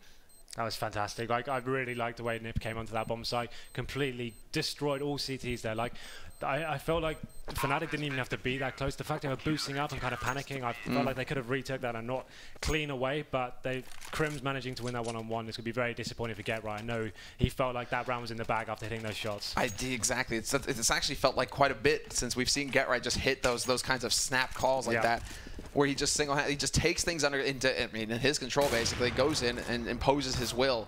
But there we go. The bait, and Alu takes it. JW already in position by the time Alu rescopes. And that's one of the mind games that can come in when you're opping in mid like this. I mean, this is like the legendary op map, essentially, and all of these kinds of mind games come into play. And that time around, Alu, unfortunately for him, he makes the wrong call. And well, now this leaves NiP in a bit of an awkward spot. What exactly is the call for them? Because Gfinity has picked up the AWP. Now, we used to have a saying that, you know, NiP are in trouble when Gfinity ops. But that's interesting. Or perhaps he's just bringing it over here for Forest, because we have seen this in the past. And yeah, absolutely. Forest is going to look for that pick and B by the looks of things. They perhaps could just walk into the smoke like they have been before, or go into their legendary walkout middle and see what happens and smoke or spawn quickly. But all 4 players into upper B here, they're going to have to do something quickly before the CT's gotten on that there's no presence on the map whatsoever. Well, let's see. This is going to be just a full brute force approach here by NiP. Mad spray by Crims. It's incredibly effective. 3 quick kills, and Forest, last man standing here in a 1v4, and he gets tracked down through the smoke. Crims just locks onto him. But that's about as good as it gets for stopping a straight push, a desperation panic push from NiP. Yeah, no mercy. It felt like they were almost forced into that. It looked like after they lost that first pick from onto Alu to start the round, it looked like it kind of stifled them so much. They weren't sure whether they could even go after that. Like just bringing the orb over to B and walking in. Like it has worked in the past, going for that smoke, but that time it's got absolutely red straight away, sprayed through the smoke as they came in, and there was just nothing left for them there. A much more standard approach here for Fnatic as well. They had the op at long to support early on, but no early aggression this time from NiP. They know that their money is actually starting to run out. Don't think it's going to be that big of a problem. They should be able to force buy in the next round regardless, but still, this is Fnatic potentially on map point now. 14-12. Fnatic, after a rough patch, they've managed to actually put things together again. And is this going to be the lurk out through mid? That flash kind of announces their presence, so now Fnatic can know, and they've already kind of established a bit of a crossfire here, a man in CT and a man on B slope. So if NiP do go for that information gathering, they're going to get slapped. I think this is a much better call. They haven't worked this too much this game, getting up this short control, and I think we might see their full execute here on with the wall of smokes onto A. Yeah, I think this is the one. We could see it, or they might be setting it up. Flash just to deal with JW already. This is something that Fnatic didn't really go for, so JW misses that key first frag, and the smokes are down. Gfinity with the lurk, takes out Olafmeister. He's going to get caught out in the open, and now a man down Fnatic in this situation. NiP, I mean, sure, it's the A site. It's a bit easier to retake, but they need to hit a shot right away. Absolutely. They need to find a kill right now, and NiP are doing a great job. Pronax catches Gfinity, so that's going to be it. And JW, he spots the rifle barrel. They know that somebody's holding on the other side of that box. It's going to be Flusha instead, trading 1-for-1, and this just back and forth into a 2-on-2 now between these teams. Fnatic progressively getting closer to this site. Exist having to deal with the Molotov, trying to choke out that angle, and he's actually going to manage to bring it back. It's into the 1v1 now, and Pronax is going to not do it. Instead, it's Exist standing there. 3 kills to his name on that site. To the bitter end. Yeah, what a massive round that was. That was obviously going to take Fnatic onto map point. Xist really did bring out the big potatoes there and managed to get his team back into it. And great clutch from him. Very, very important round. And we can see that's actually forced Fnatic onto an eco here. So that could be what wins Fnatic this map, that one round there. And look at this lurk now from Pronax. Not sure. They're being very careful about this though. But Pronax still wins that fight. It happens too much. They shouldn't have that much freedom to like have one-on-ones in that sort of area. That is so fast, and it had to push it from upper dark as well. Look at Exist. He has to fall back into T-spawn now. Hold a much more passive angle. He knows that there's an AK to work with. Smoke goes down. He drops Pronax, but they should still be able to pick up. Oh, that would have been the next level, most incredible play if he had actually got that AK to go out, back into T-spawn with that HE. That would have been ridiculous. Of course, he's actually looking to try and punish somebody for trying to pick up that AK. Yeah. But that was still pretty slick. That could have been like the 2-for-1, the 2-for-1 HE, maximum value. Exist. Mad fragging this game. He seems to be the one getting the 3 or 4 mans quite consistently here, and picked up another 3 kills for his team, and it's just allowed NiP here just to get this long control. This is all they need. They know they've got the gun advantage here. Make their way up. As long as they don't make any silly mistakes, it should be a very clean round. They don't want to drop anything. We're in an incredible battle right now, and going so far as to use 2 smokes to guarantee the crossing onto that A site. It's not going to be necessary in the end. The kills will do the trick as well, and we're into 14-14 now. It's going to go the full, it's going to go the distance. We're going to get 30 rounds out of this one way or another. Fnatic just buying what they can at this point. Flusha going for his customary Pro 90. And AWP picked up on Overpass, not JW. Yeah, forced AWP as well. No armor, no utility whatsoever. They're going to have to use Nakatara. It's the glass cannon indeed, and this is going to be interesting how they do it. You can see Crims has got some mid-presence there, but he's kind of alone here. He's going to be backing up B. And the ultra-passive approach on Fnatic's side as well. 3 guys holding it long. NiP also holding very far back in case there are any kind of aggressive pushes coming out from Fnatic.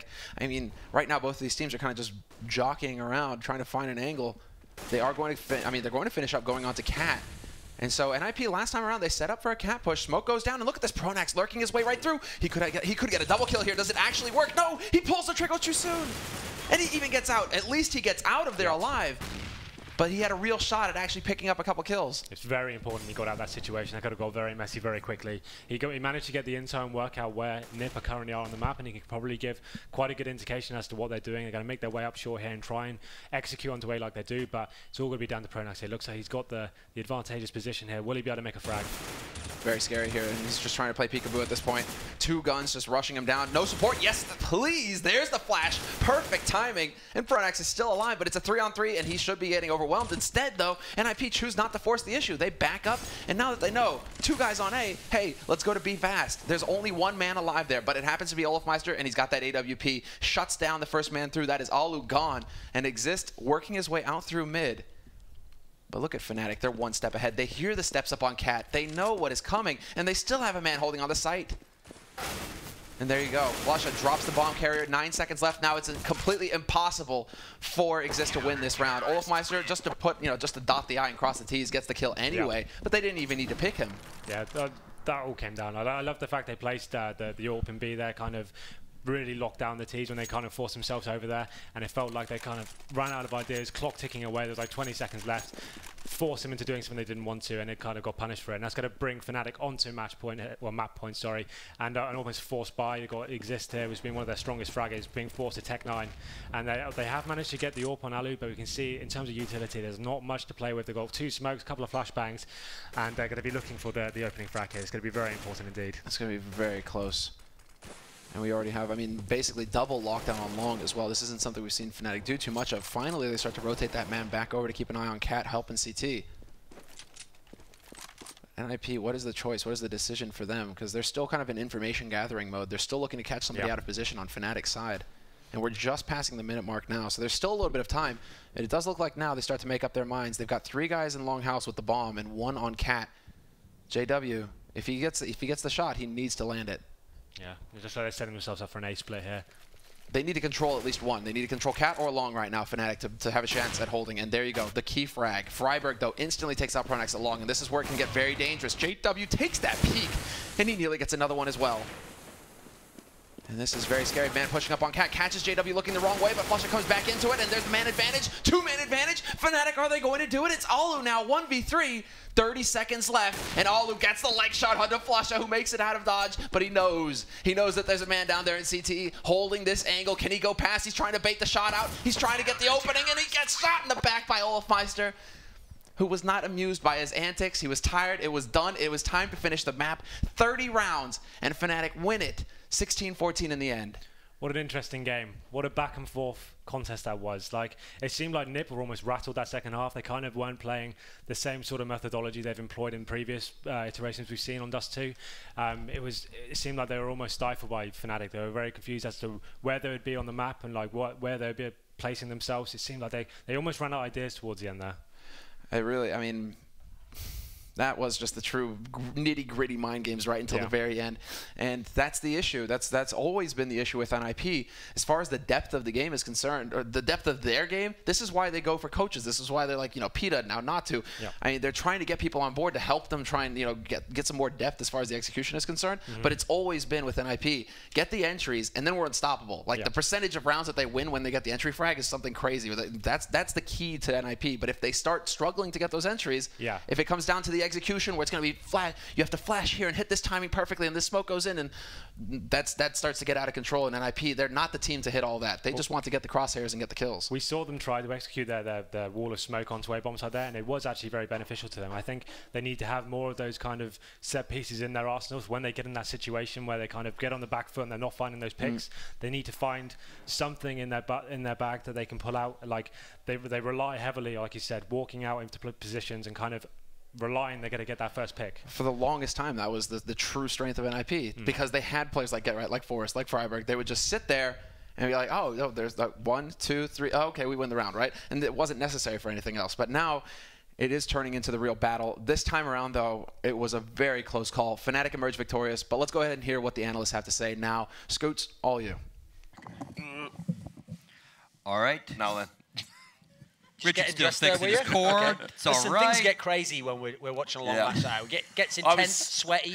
I was so excited. You were excited. Okay. Nearly hung myself with it. I thought that was a gun in your pocket. Just let it go for now. No. It's getting all twisted right after all. So.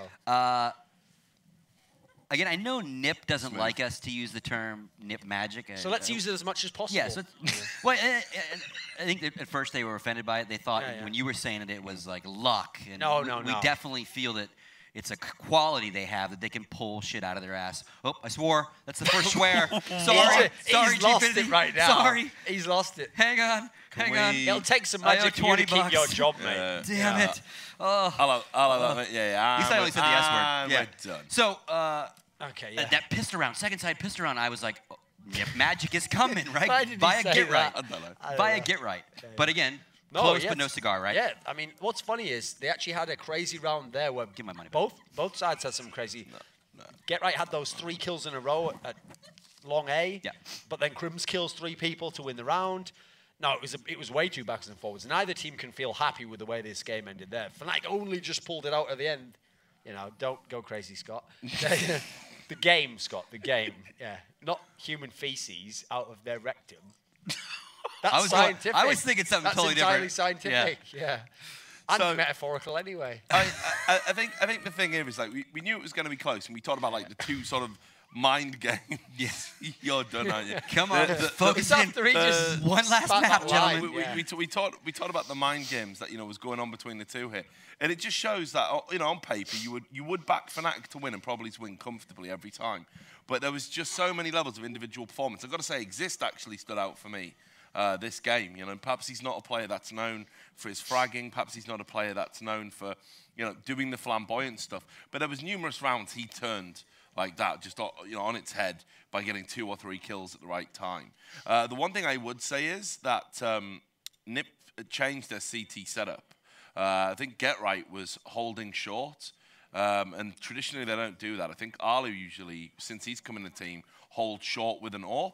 And GetRight was kind of holding it with a rifle, and it wasn't working. I mean, Fnatic got into a pretty good lead with all of the T rounds that they got. So very, very, very strange that they decided to change that up, and it clearly wasn't working, and it took them a while to revert and fix anything there. So. But the same story for Fnatic that we've been seeing since the Flusher era of in-game leading, which is incredible on T side, like unreal amount of runs you shouldn't be able to get. Yeah. But equally, it's like with that strength, there's now come the weird weakness that the CT side's on usually weak, and even when it's on second half, so that they can't close out on CT now. Like, they let teams get back in the game, so it's almost like now they have to have the crazy T side. What happened if they didn't? Yeah, well, yeah, exactly.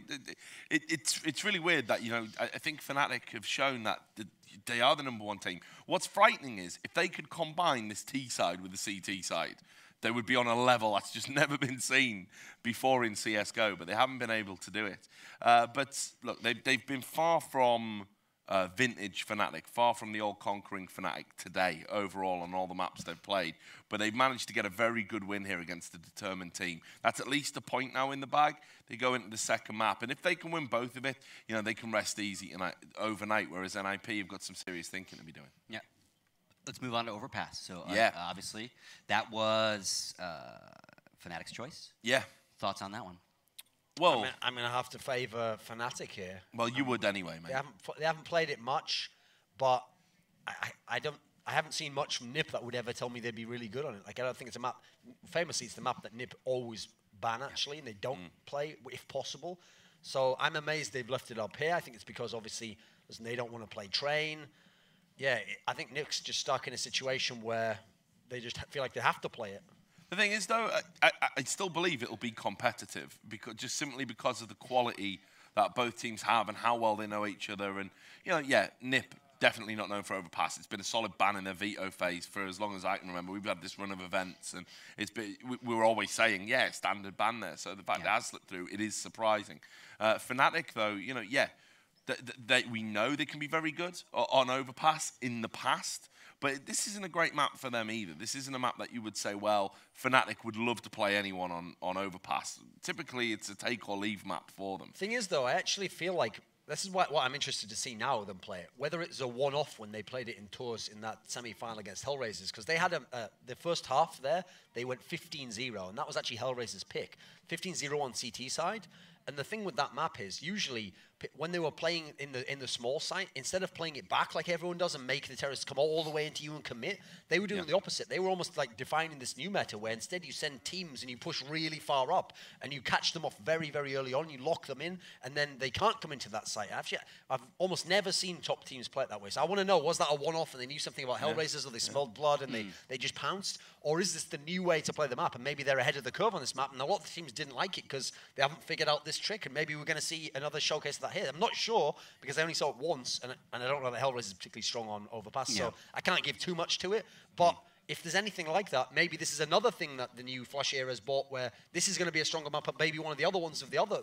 Maybe Cash now isn't the strong map, you know. It can change everything, I think. I mean, I did say that it was going to be one apiece as well when we were in the predictions, but I did feel that was with the proviso that NiP were going to take Dust too. Now that hasn't happened, it does look like a 2-0, but, you know, you got to ride until you die with your predictions, so I'll stand by it, but I definitely think... I believe the West Coast rappers taught you. Yes. When I was growing up in my native West Coast. Ride or die. In my rap environment. But yeah, I think I'll stick with my prediction, but actually the smart money will be on Thorin's coming true now at 2-0. It always was, really. The smart money's always on Thorin. Yeah. Always. Always. Especially in always high-end talent for events. Yeah. I mean, I don't drop S-bombs for a start off. Oh, come on. Just come on, my money back, by the way. Okay. I need that money back. Let's shift gears a little bit. Let's talk about the other match that's happening right now. And again, if you're just tuning in, there are 2 streams. If you go to the same URL that you're on right now, but /TV2, you'll be on the second stream in the Challenger Arena. Envy took the first map over Titan Cash, 16-10. They've just started the second side of Inferno, and that's a great map. It is 8-7 right now. Looks like they're on Pistol. Tighten up on the first half. Yeah, I mean, this is what we talked about earlier in the broadcast. So, yeah, Envious, you would give them cash, I think. You know, Titan have struggled on that. I think it was the Asus Rogue Invitational. They had some problems out there. You know, they can play it. They're capable. But it's Inferno where it gets interesting, because Envious have this, like, idea that they're one of the better teams on Inferno. There is absolutely no statistical evidence to back that up whatsoever, but they keep picking it. They keep going. Titan, on the other hand, there is statistical evidence to point to the fact that they are one of the better teams on Inferno, perhaps second to Fnatic ultimately. So when you combine the two on that map, that really has the potential to be a 1-all series. Yeah, and Titan looks like they just took the Pistol. And that's what another thing that makes that matchup great. It's not just the rivalry and the history and the fact they're both from France. It's the fact that they both like both of the maps. they're not the teams that are playing each other on weird maps that they half like. And I think I've played this 2 more times than you, so I have a secret strategy. They're like, listen, we both love these maps. Let's just play. I think I'm better than you. You think you're better than me. Let's just play. I love that in a rivalry where you get to see the best maps from both teams. All right, thank you guys. Players are ready. So again, once again, final map of the night for us, Overpass. Yep. Henry G and Semler. It's Henry Gecko now. Henry Gecko. Yeah. He still didn't Reed unbutton. is good. Thanks, mate. Every time. Every time. They have to get the quips in, man. Yeah. That's what it's all about. But we are going to be going into our second map, Overpass, and this is going to be the big one because we spent a little bit of time talking about this before going into this series.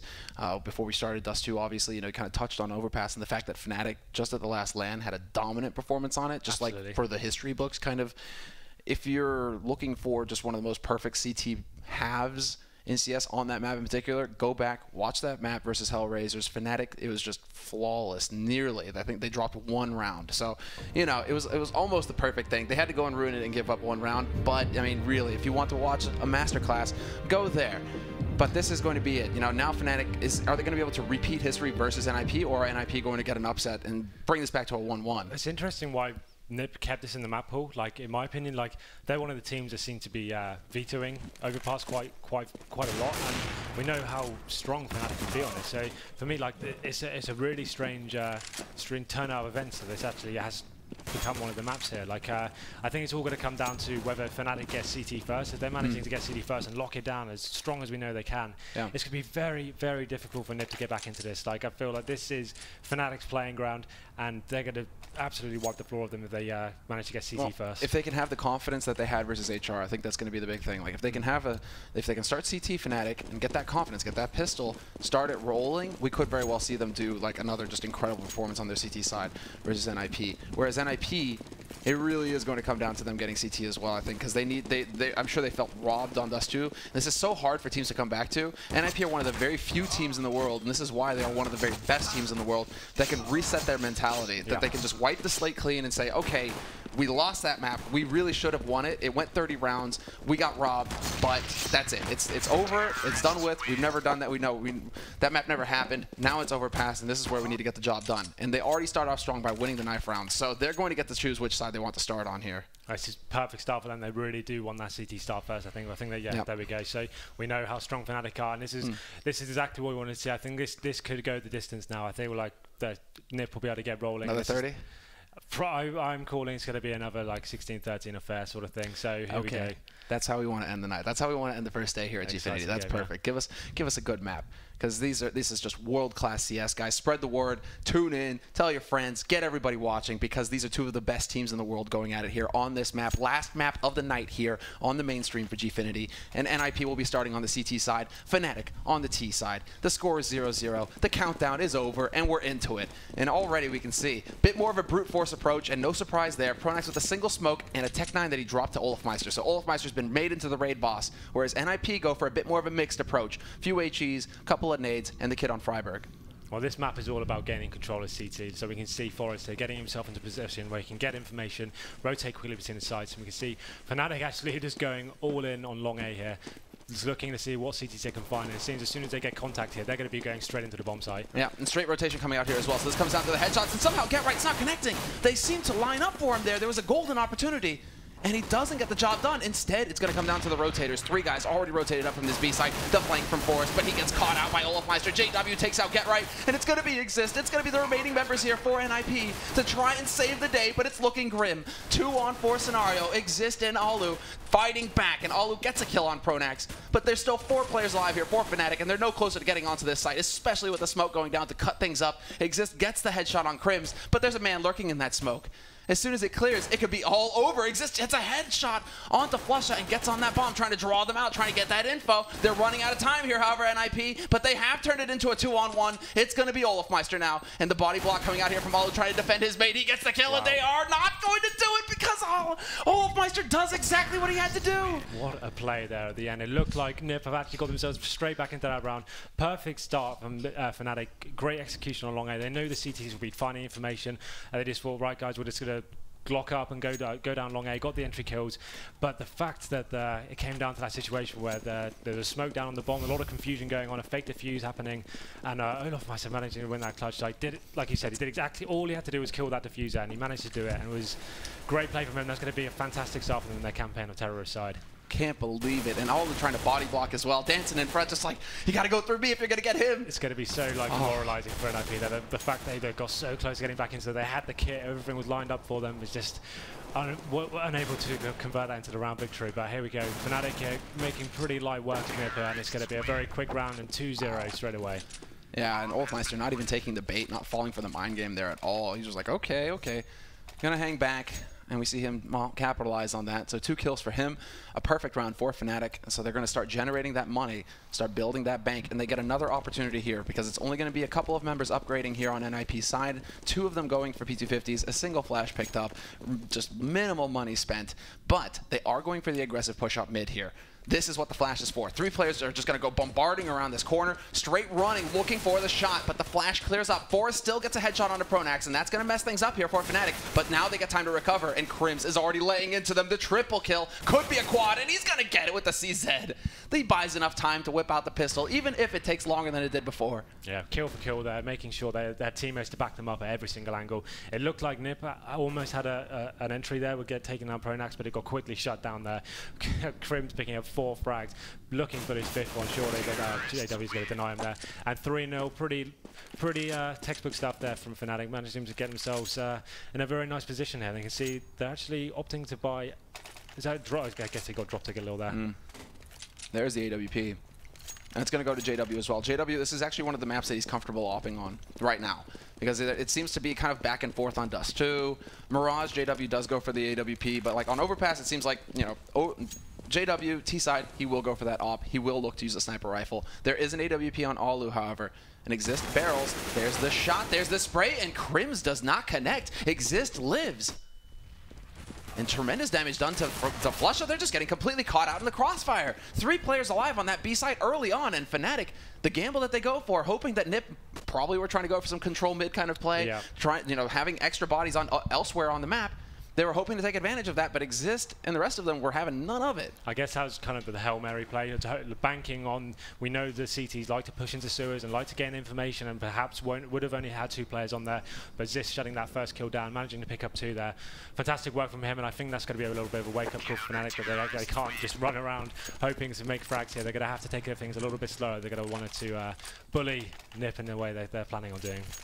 Well, Fnatic, one thing, after this very successful initial rounds, they are going to have plenty of money going into this. Now they really start to tap into the bank, however, and it's only going to be Crims left with 3,000. The rest of them kind of floating around the $1,000 mark. So they really, this is it. Fnatic now, this is where they need to get something done, or it's going to be a very awkward situation for them in the next round when it comes to contemplating a buy. Whereas NiP, full nades up on Alu. He's still got his AWP. Forrest, aggressive position. And this is the 1-2 combination that you can go for when you have this AWP. Because it's either Alu who draws attention to himself, or it's Forrest, but one of them should be getting a kill if Fnatic take this push. It seems like both teams have the same mentality here, looking to get picks on that long A area. Forrest will pick one up, but Fnatic respond straight back. It looks like they will be able to make their way onto the A-bomb site here, but the bomb is down in party right now. And I'm not sure. Have NiP realized the bomb's down there? That money flash. That was a perfect flash. And now they've opened up this this A site. Freiburg having rotated over, and he hears the steps, and he gets the bomb delivered to him practically. It's like Pizza Express, he called him up on his mobile, and he's like, yo, I need a bomb over here, stat. Damn, Fnatic, great at delivery time. Flusha will find Freiburg, who was trying to go for some antics over there, jumping around, trying to get the info. And it's not going to happen this time around. Exist now the last man alive here for the Ninjas. 1v3 scenario. At least he's on the correct bomb site. Whether he can stop this bomb plan from happening or not, this could be big. He gets the first kill. He just needs to pull the trigger. They plant default, and that could have been big. Exist could have potentially stopped that plant from happening. But now he's turned it into a 1v2. Olofmeister very low on HP. Flusha, he spots the shadow. Is he going to be able to get the job done? No, he will not. Flusha comes around that corner spraying, pre-firing, and wins the duel. 4-1 now, and NiP are the ones having their money reset. Yeah, you can see them there. They're contemplating what they're going to do with the buy. They're going to do force with the rifles here. Alu's not going to be able to get the AWP like he's been running. It's going to be a full rifle setup now, and the JW, of course, will be running the AWP setup. And it looks like Forest is going to be trying to get that intel. Insu is kind of working the T's and seeing what he can do, making them force him back. They're going to have to work a little bit harder here. And he's going to have confrontation here straight away, and he manages to take down Overpass. Great work from him, and that's exactly what we'd like to see on this map, getting the information and locking down the T's before they have a chance to even execute anything. Exactly. And in connector that time as well. Nice follow-up nade, though. That was pain right there onto Forest and Alu both. But they do not manage to return a frag. JW going for some creative wall bangs, hoping to see if he can't catch somebody out on short there, but it's not meant to be this time around. And now Fnatic kind of have to slow down the pace a little bit and hope that they can catch somebody out of position on NiP's side. Whereas on NiP's side, they can leave a man lurking in restroom. They currently have Get Right waiting around there, but they really don't need to be holding aggressive at all. They can just wait for Fnatic to come into their crosshairs at this point. Yeah. They are very limited on their nades, however, so it does make it a little scary. You can understand why NiP want to kind of get out here and win these sorts of fights, because if it comes to push, they're not going to have a whole lot to stop Fnatic with apart from bullets. Nice as well. On these force situations, you kind of have to find the frags wherever you can, and that's exactly what Forest did then. Got his team straight back into the round, and it was just a perfect play from him, I believe. Oh, Jesus. Yeah, that's pain. Goodbye exist. Perfect flash, though. Look at this. Get Right. Laying waste. Freiberg's going to pick up JW, and Freiberg with the double kill locks down Flusha as well on short. They get a free AWP out of the mix, so Alu's not going to be crying big salty tears. He's going to be, there you go, Alu. You get your AWP.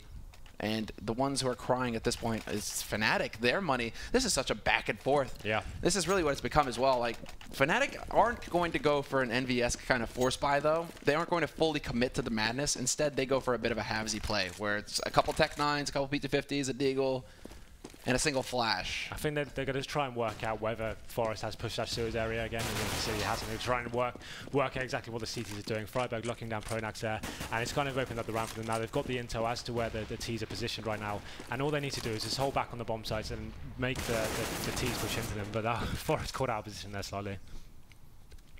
That was perfect positioning by Olafmeister, right? And he comes whipping around that corner, so he's got a gun to work with now, and a smoke.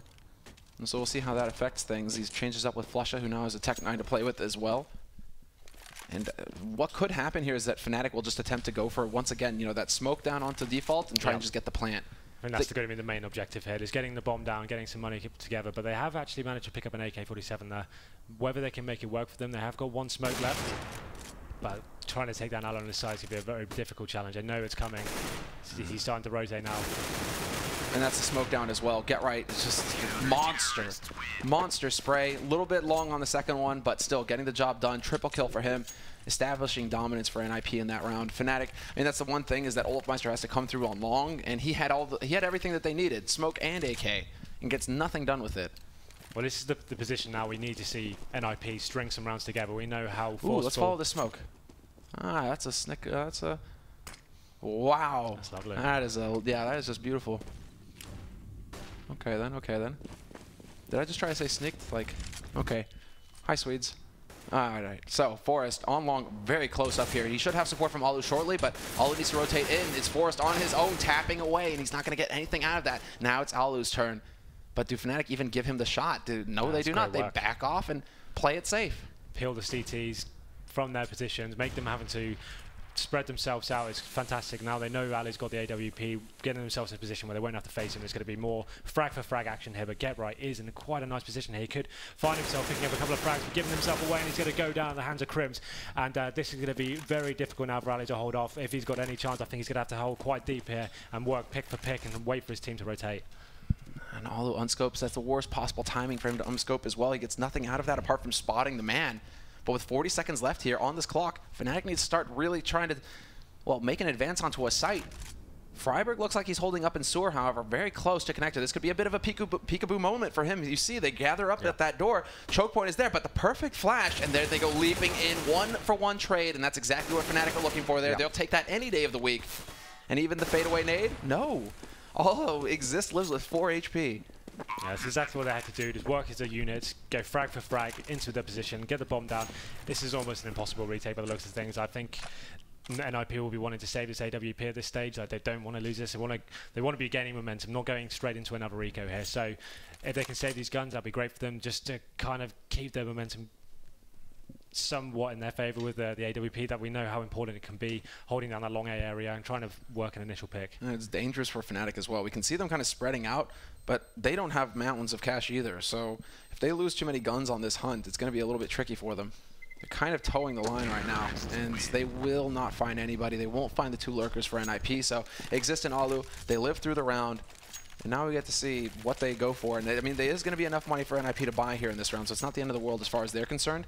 The one issue is that Fnatic are starting to get close to that money number of rounds that they want on their T side. Once they get up to that six round mark, it starts to get very interesting for Fnatic. And NiP, they're just 1 round away from that mark. Yeah, well, especially when you know how strong Fnatic can be on the CT side. When they're at this stage, it's looking very bleak for NiP. They really do need to get the ball in their court and start stringing some rounds together. You can see Overpass aware of Forest's last play. He doesn't want to fall for the same trick twice here. And Freiburg actually going for a different position as well up on the railing there in Sur. Looking to see if anybody's going to be pushing through B. That's not going to be the case, though. Instead, it's Alu who gets that kill in mid. JW hunts him down, however, so a 1-for-1 trade here. But Forest up close in restroom. Does he find the angle? Does he find the timing? JW could be very vulnerable here. And he checks left. Does he check right? Is he going to do it? I mean, is Forest going to get something out of this position? JW takes out another teammate. Forest, is he going to get it done? Yes, he will. He takes the kill and brings it back to a 3-on-3. And nobody is close enough for Fnatic to return that frag. So unfortunately, Forest can continue to lurk around here. Continue to get information for his team, in fact, because he hasn't spotted anybody. He's still saying, you know, where are they? Well, he finds Flusha, and that actually ruins Flusha's day.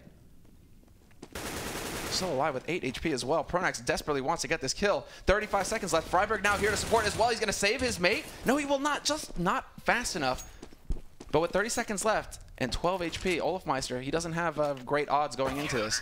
He's going to get shot in the back by Exist, who rotates up from the B side. So just all back and forth. I mean, totally chaotic round there in mid. Yeah, great frag for frag play there. And fantastic positioning from Forest, managing to stay alive there, not giving his frag away. Didn't find that, given the temptation of peeking from the restrooms there, managing to pick up a couple of frags and getting it back into that round is great work from him. It could actually force Fnatic onto an eco here. And this is the moment of the game, like you said. One more round is going to be devastating to them, so they want to make sure they lock this down easily and don't give away too many frags, build up the economy, and get themselves back onto the scoreboard and start taking an actual lead in this half. And this is their golden opportunity, as you say. Eco round here from Fnatic. Not too much money invested on their part, whereas NiP, they should be able to lock this down without suffering too many losses. We do have a very aggressive push from JW straight up onto that site, hoping to just hit this timing where he would catch somebody looking the wrong way at the wrong time. Unfortunately for him, Forest dead on with that angle and shuts him out immediately. Overpass, however, will win the battle versus Freiburg, and that was on short B. So now NiP have a bit of a difficult decision, and they immediately start rotating Exist down there to that B site. Problem is, they're coming barreling up A. So their counter rotation has to come out here from NiP. They need to start moving that body back up there. Alu gets flashed, and this is just... That was picture perfect. He missed the shot, though.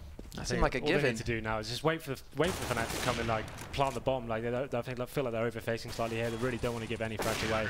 And fair play, they've cleaned it up quite nicely, recovered.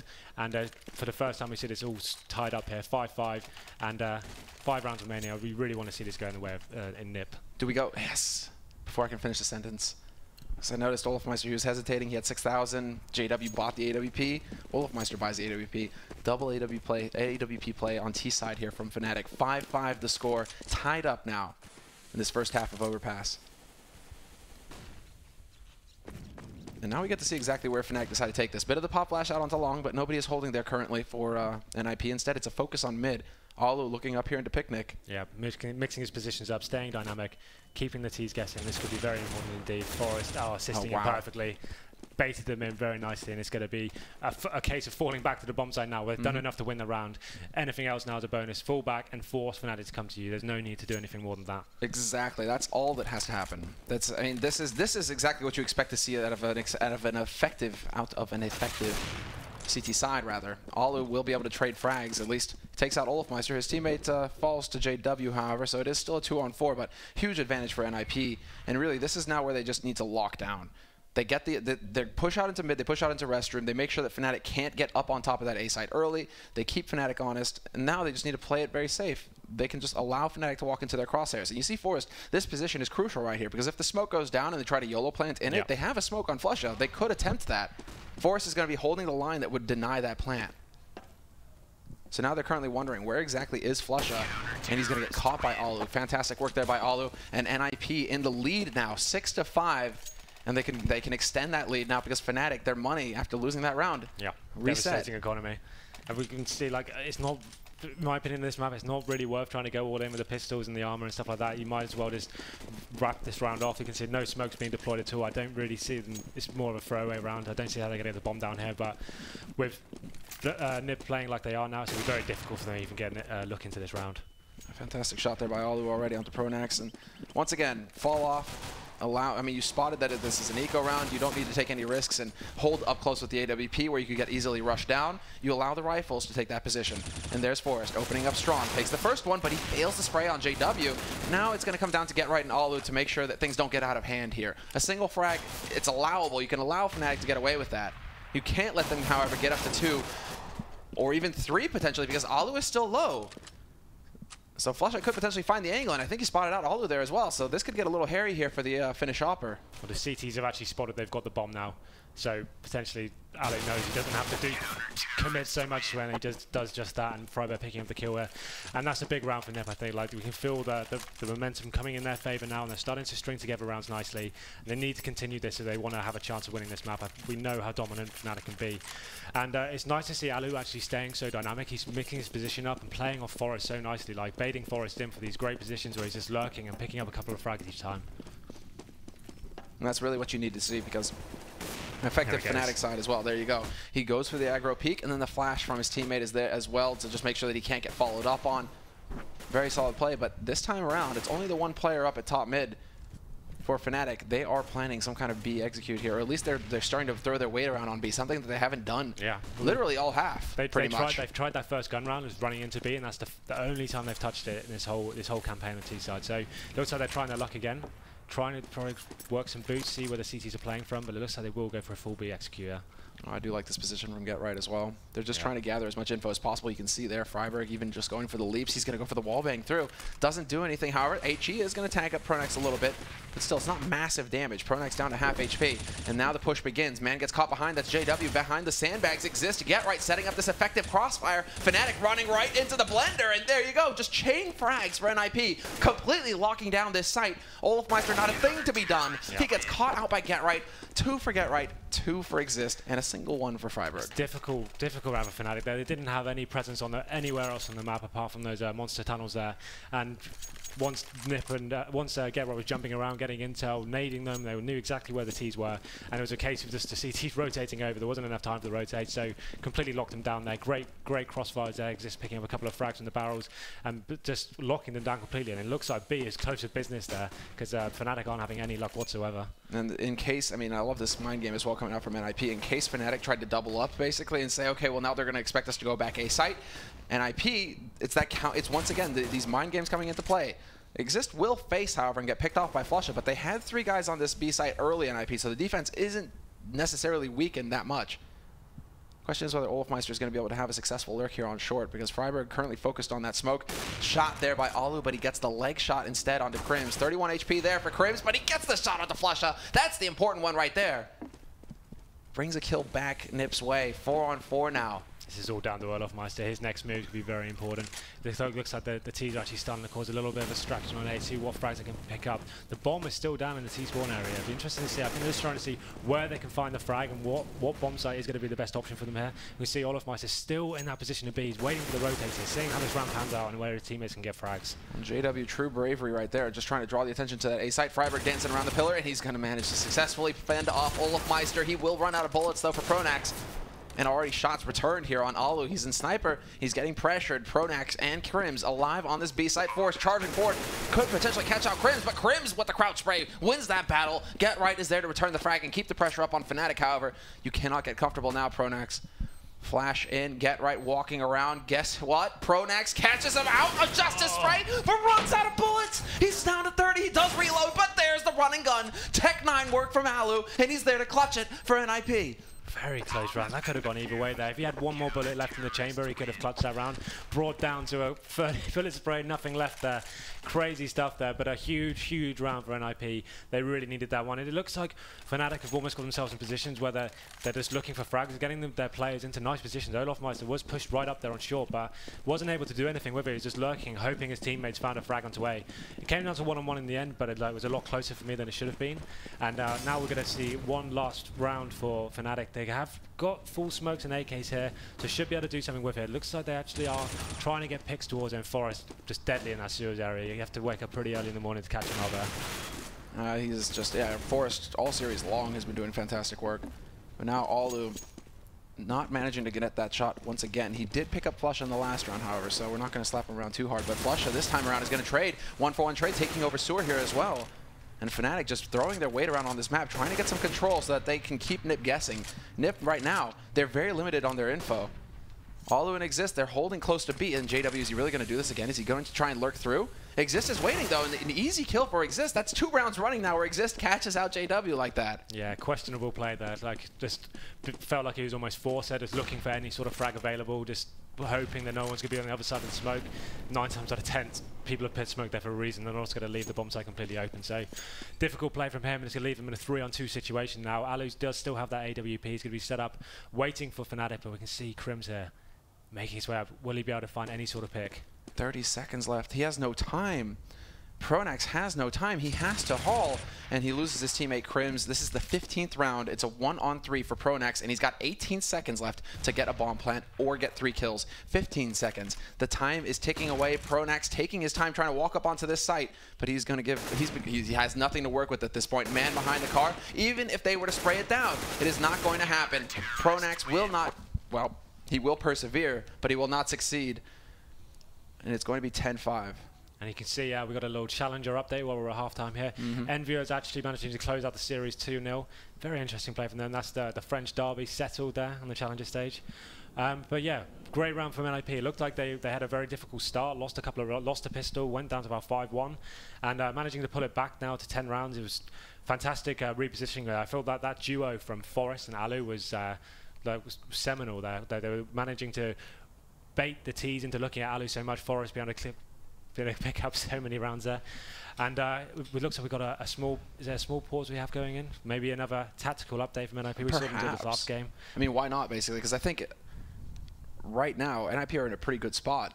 Why not? You can use the pause when you have an advantage as well. Just let Fnatic sweat a little bit, and you just make perfectly sure what you want to do going into the next round, because this next round is going to be crucial. NiP could potentially just run it right home right here if they pick up the pistol round. I think Fnatic probably want to slow down the momentum and take a step back and work out how they're going to approach this pistol round.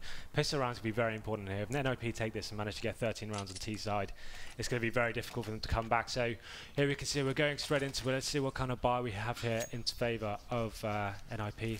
You can see they're opting for a couple of one smoke and Molotov there. So it'll be interesting to see what kind of execution they do here. What? He's talking about his grandmother? What? Okay, I don't even know what's going on here between these guys. Right, Shotburar. So that's meatballs with lingonberries. Right, nice Exist. All right, so into the pistol round we go, and Fnatic on the CT side now, and already Freiberg with the bullet to the face on Olofmeister, jumps forward, spots out the man holding close as well, but does not get lucky with the shot through the smoke. Still, important that Ninjas in Pajamas pick up the entry frag here. And this basically this gives them options because they still haven't used their gear. Alu still the smoke and the Molotov. That could go anywhere on this map right now and be effective. Yeah, perfect play from them so far, being able to peel the CTs around, questioning what's going on there. CTs, you can see they don't really have any intel right now. Forest locked down that push straight away. That push was to gain information. Now they just don't have it. They're kind of forced back here, waiting for the terrorists to arrive. Pronax picks up a very important kill on the Freiberg there. He should be able to get some intel there. This kill might decide the round. Exist taking down Pronax. And now we have the rotation. A bit of a triangle coming in here, but they aren't going to be able to rotate in quick enough. That bomb gets planted scot-free, and now NiP can fall into advantageous positions to hold this bomb site. Flusha pushing through off of the ramp. He's got a mate backing him as well. He spots the man holding on the site itself. That is going to be basically coming down to Forest, who gets a double kill. Shuts down Flusha and Crims both. JW on the site, however, will catch him at the side of the head, but it's a 1v3, and the bomb is planted for the NiP players. There is absolutely no shot here for JW. He's got Kevlar, but he's got so little time. And Get Right decides to end his suffering, essentially. The indecision, let's not have that. NiP will pick up the pistol round here in the second half. 11-5 the score, and the perfect scenario now for the Ninjas. Yep, this is set up. This is exactly what they wanted. They know how devastating Fnatic can be on the CT side. So strong. We saw them against Hellraisers having those perfect CT half we've seen in a long time. But Fnatic aren't going down without a fight. They're actually going to pick up the double scout combo here. Pistols with armor, and we know how deadly they can be, and especially on a map like this. There's so many positions you can jump around, over boxes, doing damage wherever you can. So they are looking to win this round. Oh yes, and there it is. Crims baits out, and he's going to be able to pick up a 1-for-1 there, but Forrest catches out JW, and that is not going according to plan here for Fnatic. Third man rotates in and gets caught. Pronax not able to dart around the corner fast enough, and just like that, within the space of 10 seconds, the round is practically lost here for Fnatic. The remaining two members, Flusha and Olofmeister, they still have some gear on them, but NiP, they have a 2-man advantage. They have rifles to work with. They still have the nades. They have all the time. This heavily favors the Ninjas. Good peek for information there from Flusha, and he's going to go for an HE. Stands his ground and wins the fight versus Forrest. Yeah, I feel like it was a little bit sloppy there. You want to make sure your teammates are with you when you're going to be facing those positions. You need to be getting frag for frag. The fact he got away there scot-free was pretty important, I think, and it's going to be a little bit more difficult. The round should still go in favor of NiP, but important frag there. And unfortunately, Flusha misread the situation, thought that they were going to be planting B site, and now a bit out of position here, and Get Right now gets to lock him down in CT. Flusha's still taking this fight, but he walks into a bullet, and it's going to be Olofmeister alone, all by his lonesome down on this B site, and he's planning to stay here. Bomb has finally been planted. Yeah, he's got the head armor, the CZ.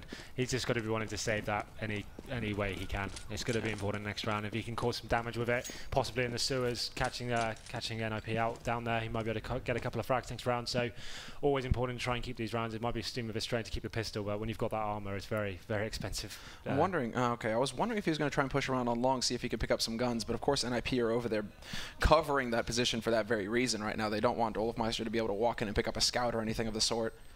So solid play on both sides, really. Olofmeister, one step ahead, just stays alive this round, and NiP make sure that they get nothing. And JW complimenting somebody on a cool shot. So yeah, basically, you know, complimenting Forrest on his shot. Yeah, nice play from him. Good control, managing to lock down that scout buy, and potentially we know how damaging Fnatic can be with those scouts, and the fact they managed to get away with no kills, really exchange apart from a couple of pistol frags, and that was well, I wish we'd seen it from Olofmeister's perspective, because I think the JW is going for like the jump basically. Yeah. So if Forrest tapped him when he was going for a jump scout shot, that's some pretty ludicrous stuff from Forrest. And Freiberg is going to, well, take out JW. Despite JW being a nice guy and complimenting his teammate, Freiberg is not interested in that. He's here to win right now, and he's here to basically inflict as much damage as possible, emotional and physical, to Fnatic. You see here, this is perfect play on an anti-EK for NiP. All you need to do, work up the longest area on the map and make sure that the CTs have no chance of getting any sort of crossfires. They were stacked in the toilets there, and this Forest makes very light work of them, and it's going frag for frag here, not dropping anything, barely any HP lost at all, and very clean round from NiP, and did exactly what they have to do there. Yeah, Freiberg is going to be the only man solo here. Olofmeister with that CZ, though, can be lethal at this range. If Freiberg doesn't play this angle correctly, doesn't turn around in time, and Olofmeister wins that battle, gets that AK. He's going to get caught out, however, by Get Right. The Lurker Master, of course, is going to be in a position to catch out Olof. Well, it's going to be an interesting round, this one. We saw Fnatic, once they won the 3 pistol rounds, they went for a bit of a Hail Mary strat, just went straight into B, see what they could do. I believe that NiP, it might be a good idea just to execute something like that this round, just because they're so close to the finish line. Catching them out with a fast strat could be the perfect thing to do here. They've got such a buffer as well. And look at this, straight down into the B, although there's a man waiting in connector, so they have to be a little bit careful here. Man on short as well, and this could be very dangerous indeed. Flusha, instant kill coming through, but then Olofmeister, they did not expect him to be coming out of connector that quickly. Bomb is still going to make its way up onto the bomb site, however, with 3 players moving through the main entrance onto the site. But NiP now, can they set up the proper defense? Everybody from Fnatic having rotated in now. This is all down to who hits the shots, essentially, at this point. Still some gear to use. The flash is going in, leading the way, but then counter flash is coming out from NiP, buying more time. The bomb is ticking, and there is no kit picked up on Fnatic as well. It comes down to quick work now, and JW starts it off. Get Right is there to take out Olofmeister, and it's just tit for tat right now, back and forth. Crims takes out Alu, and Get Right not able to come through. He will not clutch it this time around. And now the question is whether Crims will be able to defuse, but he has ample time, and Fnatic in the key round, the crucial round, they pull it off. Yeah, I think that was all down to Olofmeister there, opening the door, the big peekaboo moment. We know the CTs like to push these positions in almost every single round. I think it's a little bit sloppy that NiP didn't even anticipate. He may even come out there. The fact he managed to get 2 massively important frags there, was very instrumental to that round going in their favor. Great retake from them onto the site, great use of smokes, locking out the AWP there when the bomb was down. So a fantastic start to them to their CT campaign now with the first gun round in their favor. This is basically key. But Fnatic are allowed no room for error at this point. If they do, NiP are practically on match point.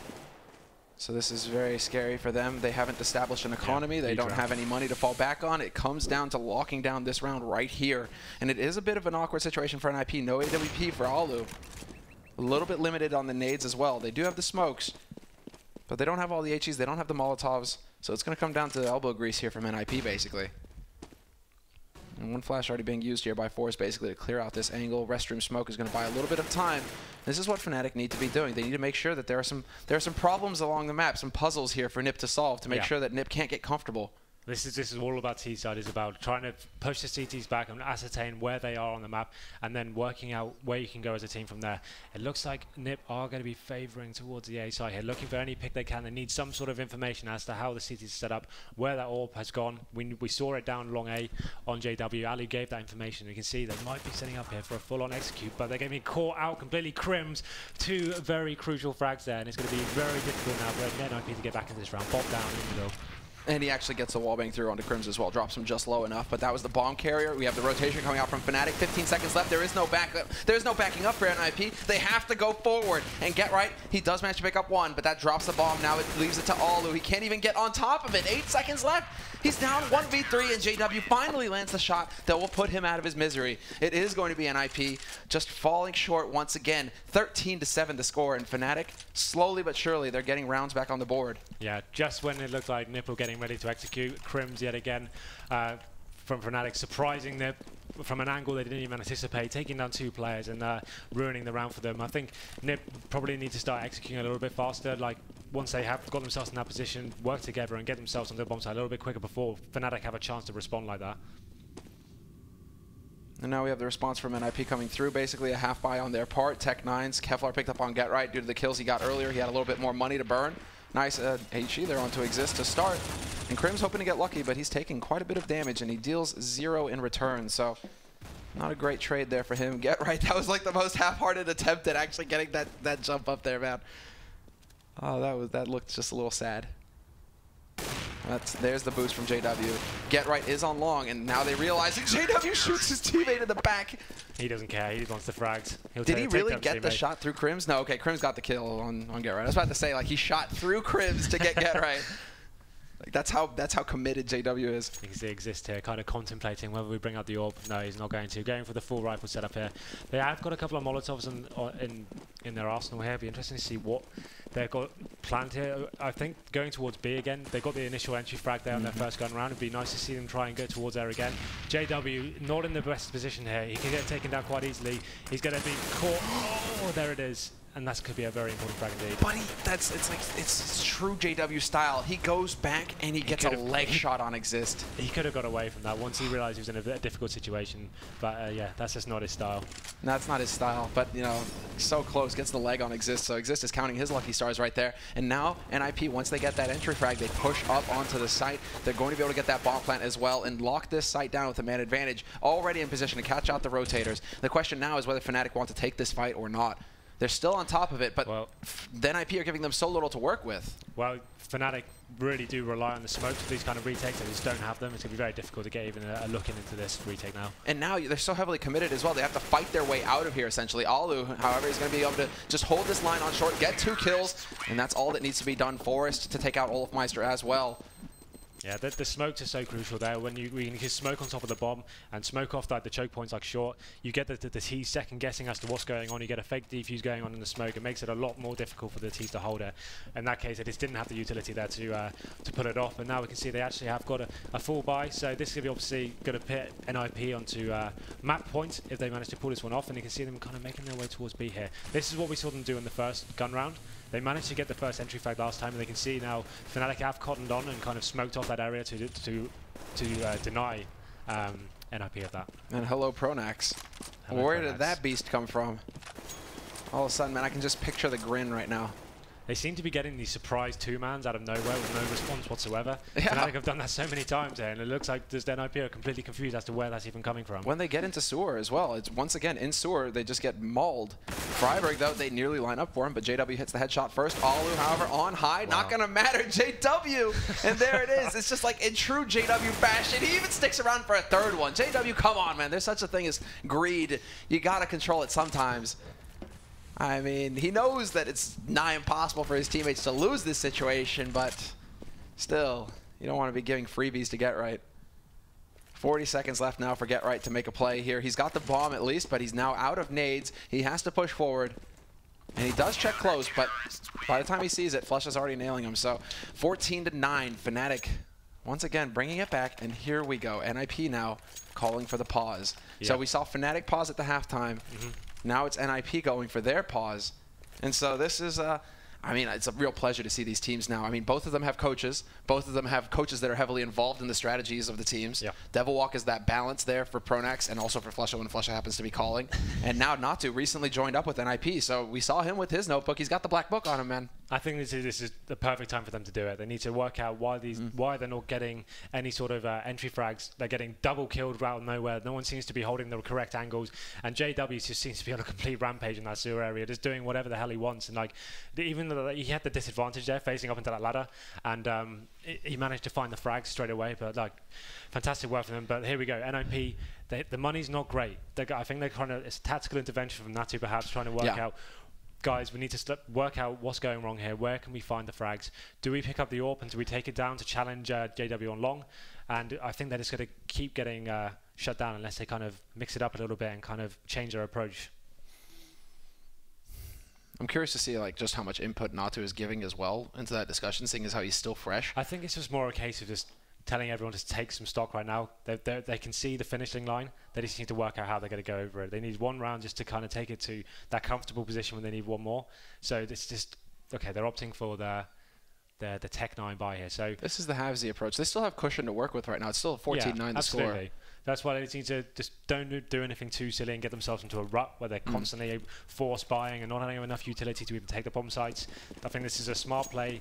Work the Tech 9s. They have got quite a lot of nades there. They might actually just go for like a full-on set piece here. Smokes over the top into a bomb site. Try and get a plant down. And the best place to do that would be on B. If they can find the smoke off the choke points, get a bomb down quickly. It could be 50-50 whether they can pull off a retake. Curious as to where Forrest is setting up as well, seeing as how he has the only Molotov. So you can use that to clear out barrels. They've got control now of sewers, so Fnatic know this information. They hear the steps. And so now we have to see the setup. Pronax already throwing down the incendiaries, trying to stop this push from coming through. Smoke's raining in every which way. Yeah. Perfect flashes as well. The Molotov down, it's getting toasty, but friberg just goes diving through the flames to get onto that bomb site and get that bomb plant. That is what it's all about at this point. 1-for-1 trade, but friberg comes in, and friberg wrecking house with the Tech 9. Gets 2 kills before finally getting shut down. But this is now NiP's round to lose. They've got the man advantage holding on this site. 2 guys stacked up on short, 1 in the main pool. And how do Fnatic get in here and actually clear out these positions without NiP just shooting them in the back? Forrest is there. He's going to go give them a solution. He says, well, you know, I'll make it easy for you. I'll just get rid of you, and that'll be it, because now JW is alone, all by his lonesome, 17 HP. He gets cleaned up, and it is going to be match point for NiP. Yeah, I don't want to say I called it, but they kind of did exactly what I suggested there. That was what they needed to do, lock out those choke points. As soon as you get the bomb down in that situation, it's kind of on a knife's edge whether you make the frags or not. And the fact they've pulled it to map point there on a Tech 9 round is going to be heavily demoralizing to Fnatic. And this is going to be a very difficult round for them.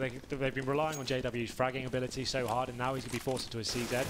It'll be interesting to see how this round pans out. This is make or break for NiP. They really want to close this out now. They don't want to see this go to distance. They want to stop this while they can. And it's incredible that Crims takes massive damage at the beginning of that round, and it lives after a duel with 7 HP there. Takes out Alu. So this is now the big opportunity here for Fnatic. Perfectly capable of running this back, but NiP, they slow things down. They put basically effective lockdown for them. Don't move, hold the angles, wait and see what Fnatic decide to do. Because Fnatic right now, they are a bit behind. A bit behind as far as the HP is concerned on Crim, so he's going to have to play a bit carefully here. But they're doing exactly what they need to do. Although JW is taking a bit more of an aggressive approach, he's out there hunting for the info. Yeah. Well, if you look at NiP's positions right now, they really haven't got any position on the map whatsoever. They haven't got control almost any part of the map of any importance. They're just kind of waiting for Fnatic to make the next move, and it looks like JW is going to make a very important frag here, and that could be so important.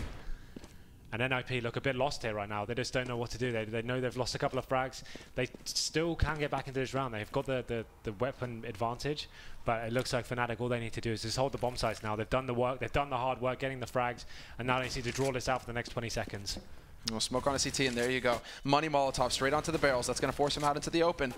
Full flash as well, but all 4 players will soon be on this site. Pronax with the HE, touchdown onto Exist. That drops the bomb, and Pronax just wrecking right now. Takes out Freiburg. Get right with the double spray, but that's not good enough when Pronax comes to play. He's got 3 kills at the end of the round, and it's a 15-10 scoreline. This is the situation I was talking about. This is where it's going to get very squeaky for NiP. Like, they won a round, then lost one, and now it's going to look like it's going to go on a little bit longer now because they're going to have to reevaluate what went wrong there. I feel like a round where Fnatic didn't really have any utility, 3 rifles and 2 pistols. It's a round they should be winning, and it's going to be quite demoralizing to go down like that, and it's going to be brought out a little bit longer now, and they can see them opting for those Tech 9s again. We saw it work successfully last time, but they haven't got the same utility to work with. They have got a couple of smokes, but I don't think it's going to be enough to execute on the site like they did last time. Yeah, they haven't invested nearly as much as they did in the last time as far as the nades are concerned. Single smoke now left to work with here for NiP. Pronax falls back, takes a bit more of a passive position. It's Olofmeister now on short, and he actually opts to go for the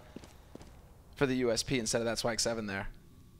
Do they actually realize that somebody's holding close here? It seems like they have an inkling of that. I think they're just trying to gather intel whether someone's pushed up on short, and just to see whether they can find a cheap frag there. I don't think they have any idea that he's lying in wait there. Looking up Fnatic. Fnatic are also playing this fairly passively up in mid as well. They didn't really go for the push. They will get spotted there. That's Forrest backing off now, wanting to give ground somewhat. This is looking like it will eventually end up on the B site, however. NiP gathering up 3 guys this close with Tech 9's Pronax. He's about to have a really rough day. First one goes past, and the spray just takes way too long. Exist instantly trades up. Smoke goes down to block off Sniper, and now the push begins. Get right already starting in the main tunnel, but he's got the bomb. If he goes down here, this is a calamity for NiP. Olofmeister gets both kills, still alive. JW there to take out Forrest as well, and it is going to be Alu all by his lonesome up on this A site. That looked promising at one point. It looked like they could have got that execute, but with that shotgun doing such big work there, and he managing to pick up 2 frags, completely shut it down. Good work from him, and it's going to time the round out now. And Ali's actually going to be left with no money there. No, I think should he be, well, yeah, 4350. Yeah. He doesn't have enough for an AWP though, but Exist does, so they could potentially trade, but then that leaves Exist with no nades. I'm wondering if they're going to be willing to go for it. Doesn't look like it. It's going to be AKs instead. So full rifles across the board here for NiP. Full rifles across the board for Fnatic, except for Fnatic, they are really actually quite well equipped here. All the nades they need, full kits, helmets, the whole shebang. And that nade not going to catch out Olofmeister this time around. Goes for the follow-up nade though, and that just barely, well, not really doing too much here as far as this battle and connector is concerned. Once that smoke goes down, looks like Olofmeister is going to be able to get out of dodge, and he does manage to sneak his way out of there. So well done on his part. And the initial skirmish doesn't really give too much to either side. Flusha has taken a bit, though. He's down to 50 HP, but I think that was over on the B side, wasn't it?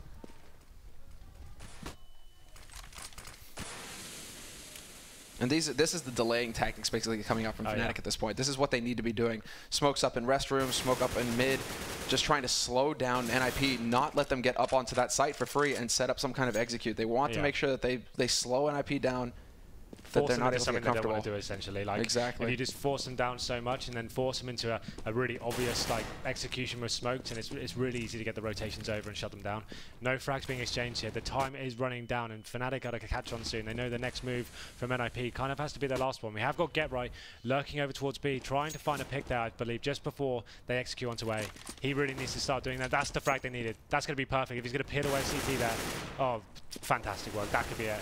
Only the 2, but look at this. Fnatic stand their ground. JW takes out Alu. That's opening up long. They haven't rotated out quite yet. Fnatic, the defense could still be strong here on the A site. Get Right looking for a flank, though. They need to realize this, Fnatic. 10 seconds left, and they finally remove JW, but Crims comes in with a key double frag. 6 seconds, and that bomb gets planted, and we're into a 2-on-2 somehow. Crims and Olofmeister stacking it up, and they will manage to get the first kill. Freiburg now the last man alive here. He needs to do what Olofmeister did.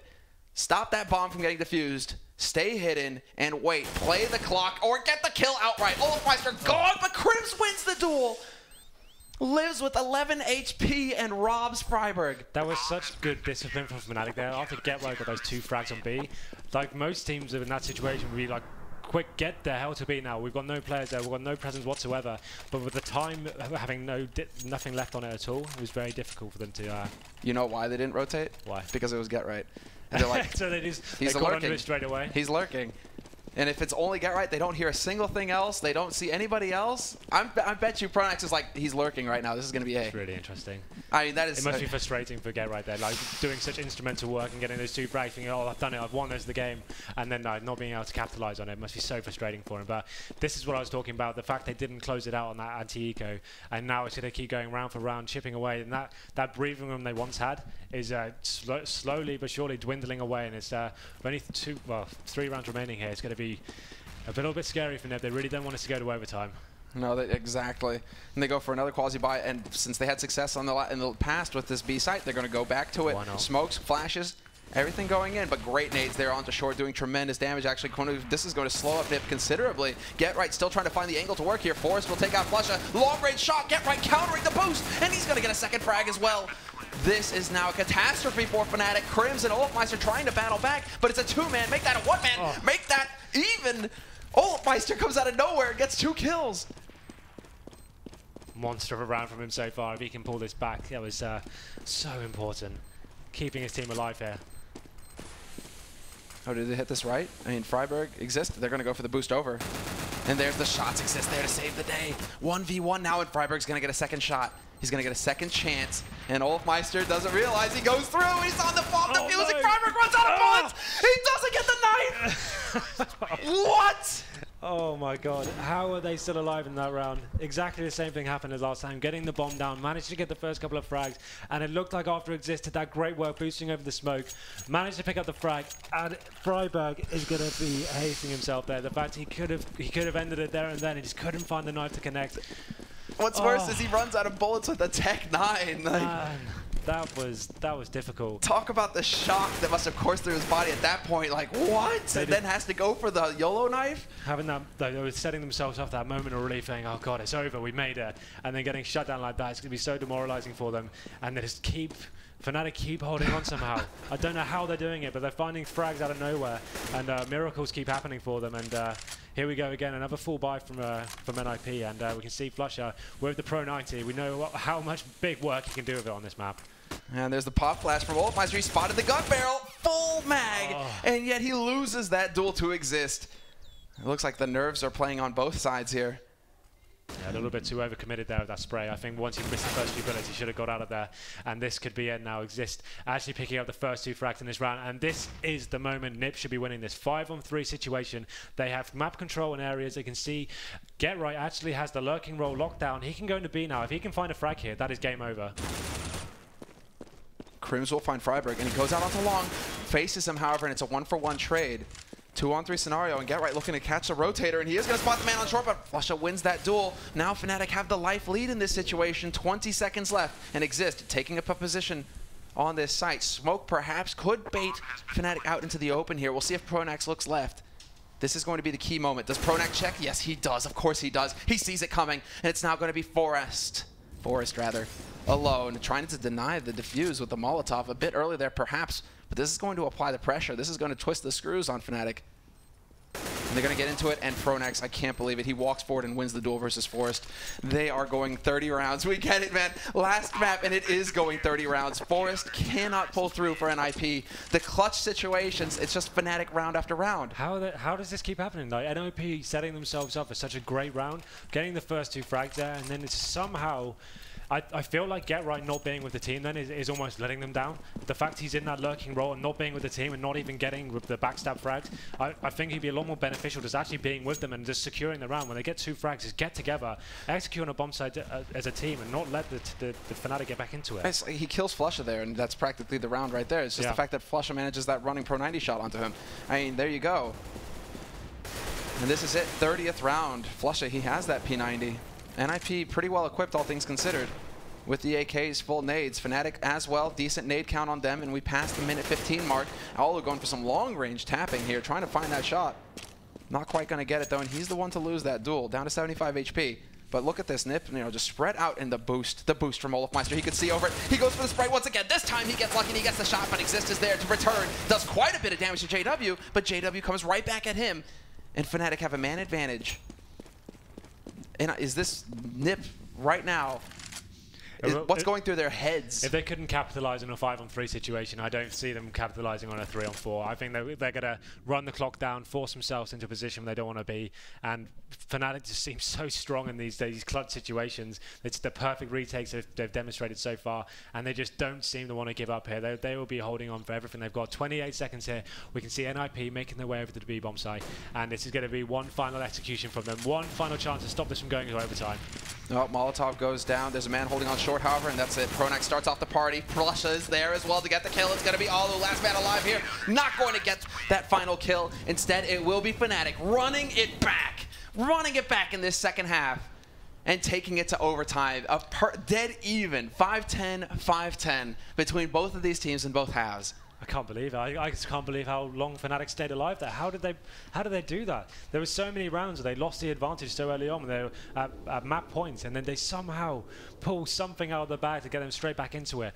And I just think like JW was pulling out some sensational play there. And that rounds, like we said before, when Flusha made that such an important kill when he rotated from short over to A and managed to take down Get-Right. I say it again, I believe Get-Right, when you get in those positions where your team's on a 5-on-3 situation, get with your team and work kill for kill instead of trying to outsmart the opposition. Just get together and just secure that round. But it's like you're telling a fish to crawl out of the water and start. You know, that's not going to happen. Get-Right lurks. Get-Right, you know, that's the old joke basically. You know, if you don't know where Get-Right is on the map, look behind you. Like, that's what he does. After a disappointing T campaign, though, I think NiP are going to be slightly frustrated here. I'm surprised they haven't taken another time out just to work out what exactly went wrong in those last 5 rounds. But here we go. It's kind of changing up the tactics here. Olofmeister showing some great presence in the sewers here. Pronax picking up a frag. And it just seems good exchange exists, managing to get themselves back into the round. Yeah, 1-for-1 trade, and now the push begins onto this B site. Excellent anti-flash to slow things up, however, and the rotation coming through. Flusha and Pronax tag teaming it, getting 2 kills, slowing things up. But then Forest comes into play and picks up 2 crucial frags. This allows for the bomb plant, and JW not quite fast enough to deny it. That would have been dead on as well. Yeah. That would have been instant death for the bomb planter if he'd just been a second earlier. But Forrest is not interested in giving him a chance. Forrest has picked up his 3rd frag, and it's all on JW now. Bomb is not planted for him. I mean, there's a kit. You could go and pick up that kit. Why has he not got a kit next time? Because he saw how Pasha's biceps flexed, and he wanted to do the same thing. Fair play. Oh my god. He actually gets both kills, but he has to waste the time to come back here. Is he going to do it? No! Yeah, he's got a shot. Nope, he's not going to have the time. This bomb is going boom. Why is he not going to get it next time? What's going on? Oh dear. Unlucky for him. Great work to actually get himself in that position, but how frustrating must that be? Egg all over his face, I feel. You look speechless. I am speechless, actually. I'm just like, I'm trying to like comprehend how it comes down to a fraction of a second, the time that it takes him to run to pick up that kit. I think he realized, he probably didn't even think about it. He's so caught up in the moment, and he went to go to defuse and realized, I haven't actually got time to do this. Where is the kit? A little bit of panic. Everyone's saying, it's right next to you, it's right next to you, and then yeah, possibly. I mean, but that's the thing. It's like that moment, that second that he stays on that bomb, that cost him. Exist Freiburg, double entry frag onto this site, and talk about, I mean, wind blowing into NiP's sails at this point after that first round and the robbery there. I mean, or rather regular time, you know, the fact that they're able to pick up the first round in overtime, and it's looking fantastic for them in the second round. This could be NiP just walking into a swift victory. If Fnatic lose this, look at this. They actually have to think about saving their guns. They lost the first round. If they lose the guns in this round, they're not going to have anything to going into the last one. I think NiP just capitalized on the confusion was going on. There's probably a lot of argument and bickering going on as to what the hell happened in that round. And that's going to be huge for NiP. We saw them really slacking in the first their T campaign, and the fact they've managed to pick up 2 in a row after the kind of slow and almost confused play they had in their half is fantastic for them. It's exactly where they want to be now, and you can see that like they'll be able to drop guns here, but it's not going to be a completely full buy. Famous coming out. The P90 is going to be on Flusha, and that's not really a disadvantage in his hands. We know how deadly he can be on this map. He just seems to pull out kills out of absolutely nowhere with this. Yeah, no surprise there for Flusha. But talk about this emotional roller coaster that both of these teams have been going through. I'm feeling I'm feeling drained from this game. Exactly, right? Just imagine you're in their position. You're playing that clutch round. I mean, clutch after clutch. And now we go into it. Last round of this first half of overtime. Nade sails a bit deep, so no damage really dealt there by Alu. And the aggressive smoke really messing around with him. Pronax is actually jumping over here, just trying to get info on B, but there's the smoke and a follow-up coming out here from Crims, really wanting to buy a maximum amount of time. This is about as aggressive as it gets. Do they find an angle to work through, however? I mean, Olu would be suicide for him to peek in there, unless he just gets the shot faster than JW. There you have it. If JW has the op, he probably wins that because he hit Olu first, but Olu will get the entry frag for NiP, and that feels like quite some time since we've said that as well. So even Olu now chiming in, managing to deliver. There's Crims getting overwhelmed by Exist, who continues to just will his team on to victory. 2 frags to his name, and now NiP in a fantastic position going into this last round. The bomb will certainly get planted. It does just that. Pronax will spray down Get Right. So once again, Get Right, no luck with the lurk, and Flusha somehow finds Freiberg, but it's still a 2-on-3. He's just trying to survive through this hail of bullets. They are standing their ground, NiP. Quick trade there. Pronax now on the scene. And well, the Molotov goes down. He's just trying to buy the time here at this point, trying to force them out, flush them out, and can he get the shot? He will win versus 1. Last man around this corner. Pronax runs into it, but it's not meant to be this time. NiP will get a perfect T-side half on Overpass. That is just incredible. What a turn of momentum. How is this happening? Like, I'm still gobsmacked at that first round where he did so much fantastic work with an AWP with a bomb down and 2 terrorists to play against to even find those frags. It must have been such a rush to actually do that and think, oh, I've won the round for my team, and then that vital mistake. You can't be doing that at this level. You can't, especially in overtime. There's just no excuse like that. He's gonna, if they end up losing this game, he's gonna feel very silly indeed. I think so. I think so as well. After having such a great game so far as well, like it's gonna be so disappointing for him. It's just not like this. They need to get back to how they were playing, win this first round, and get the momentum back in their favor. We'll see if they're capable of it right now. If they're gonna be able to return to that mental equilibrium that allows them to pick up the kills. Pronax right now, a very aggressive take on Soars. And the bomb is here as well, so they could potentially try and set up here Fnatic. At least they have a little bit of control on this portion of the map. Whereas the rest of the team are just holding very passively over at long and mid, making sure that NiP can't really push forward either. So we've kind of hit this balance now on this map. Fnatic just gathering up, still waiting to see if anybody's going to get impatient on NiP's side, if anybody's going to try and push for the information. Pronax holding very close here as well. This is all ears for him. He's just trying to gauge how many people can he hear on this site. Does anybody make a mistake? Does anybody make a step? Any kind of information that he can get and use.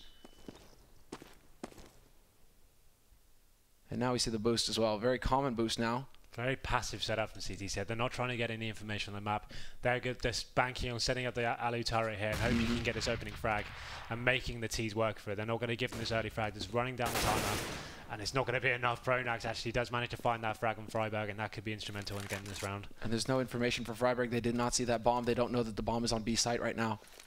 It could be going into connector here, and it does look like it is going through there. It's going to be up in mid now. Exist catches out Pronax from short. And Olu, what a shot onto Olafmeister. Just annihilates him. Crims will be there to return on Olu. However, and Crims just taking matters into his own hands. Opens up this A site. Get Right tries to push forward, tries to deny the bomb, but he doesn't at the angle. And look at that, the timing, turning away. Great shifting awareness. The model around. Get Right, just impossible for him to actually get that kill. And now in a 1v3. Is it time to witness some of the old Get Right magic? Flusha and Crims both very low, but JW full HP with an AWP as well. And now just time ticking past, ticking away. He sees nobody. Fnatic, the discipline right now that they are showing, not peaking until the very bitter end, and it's JW to get the job done. There's Fnatic right back into it, and that's the kind of round that will build some confidence for them. Yeah, just although NiP, I know what NiP are trying to do is play a full passive round, force them to come to the bomb site and run the timer down. We actually are going to go into a pause there. What have we got going on? Mic problems? Is this some like old like puppy tactical pause coming in here? I don't want to throw them under the bus, but talk about a convenient time to have a mic problem. Okay, then. Well, we'll let it slide. NiP are having mic problems right now, so the score is 18-16, and Fnatic have just won a crucial round, essentially. They could do to NiP what NiP just did to them. By winning that first round, there's weakness now in NiP's economy. They can't afford to lose a second one. It was really interesting where the bomb was going down. You just saw his legs sticking out slightly there. Get Right could have just closed that down, and he just turned away. He had that awareness to turn quickly around. The bomb was denied. He got the bomb down. That was beautiful. Had Get Right had got that kill, there was only like 6 seconds left on the clock. That could have been the game over right then. But somehow he had that awareness to get hidden and do it and pull it out. And that just seems the story of this campaign for Fnatic. Everything against them, and all of a sudden they pull something out of the bag. Let us see now, as it is going to be a very aggressive take once again, but this time the boost is going to be effective. Get Right opens up strong, takes out Pronax. And now Fnatic, they are a man down in this key round. NiP setting up for the wallbang as well, so close to hitting it just right. Oh, it's somehow. It is not possible. Flusha and Ulfmeister taking some considerable damage, however, and Ulfmeister up close. He goes for the return, drops Get Right down to half. And now they're practically even here between the two of these teams. As far as the HP is concerned, this is incredible.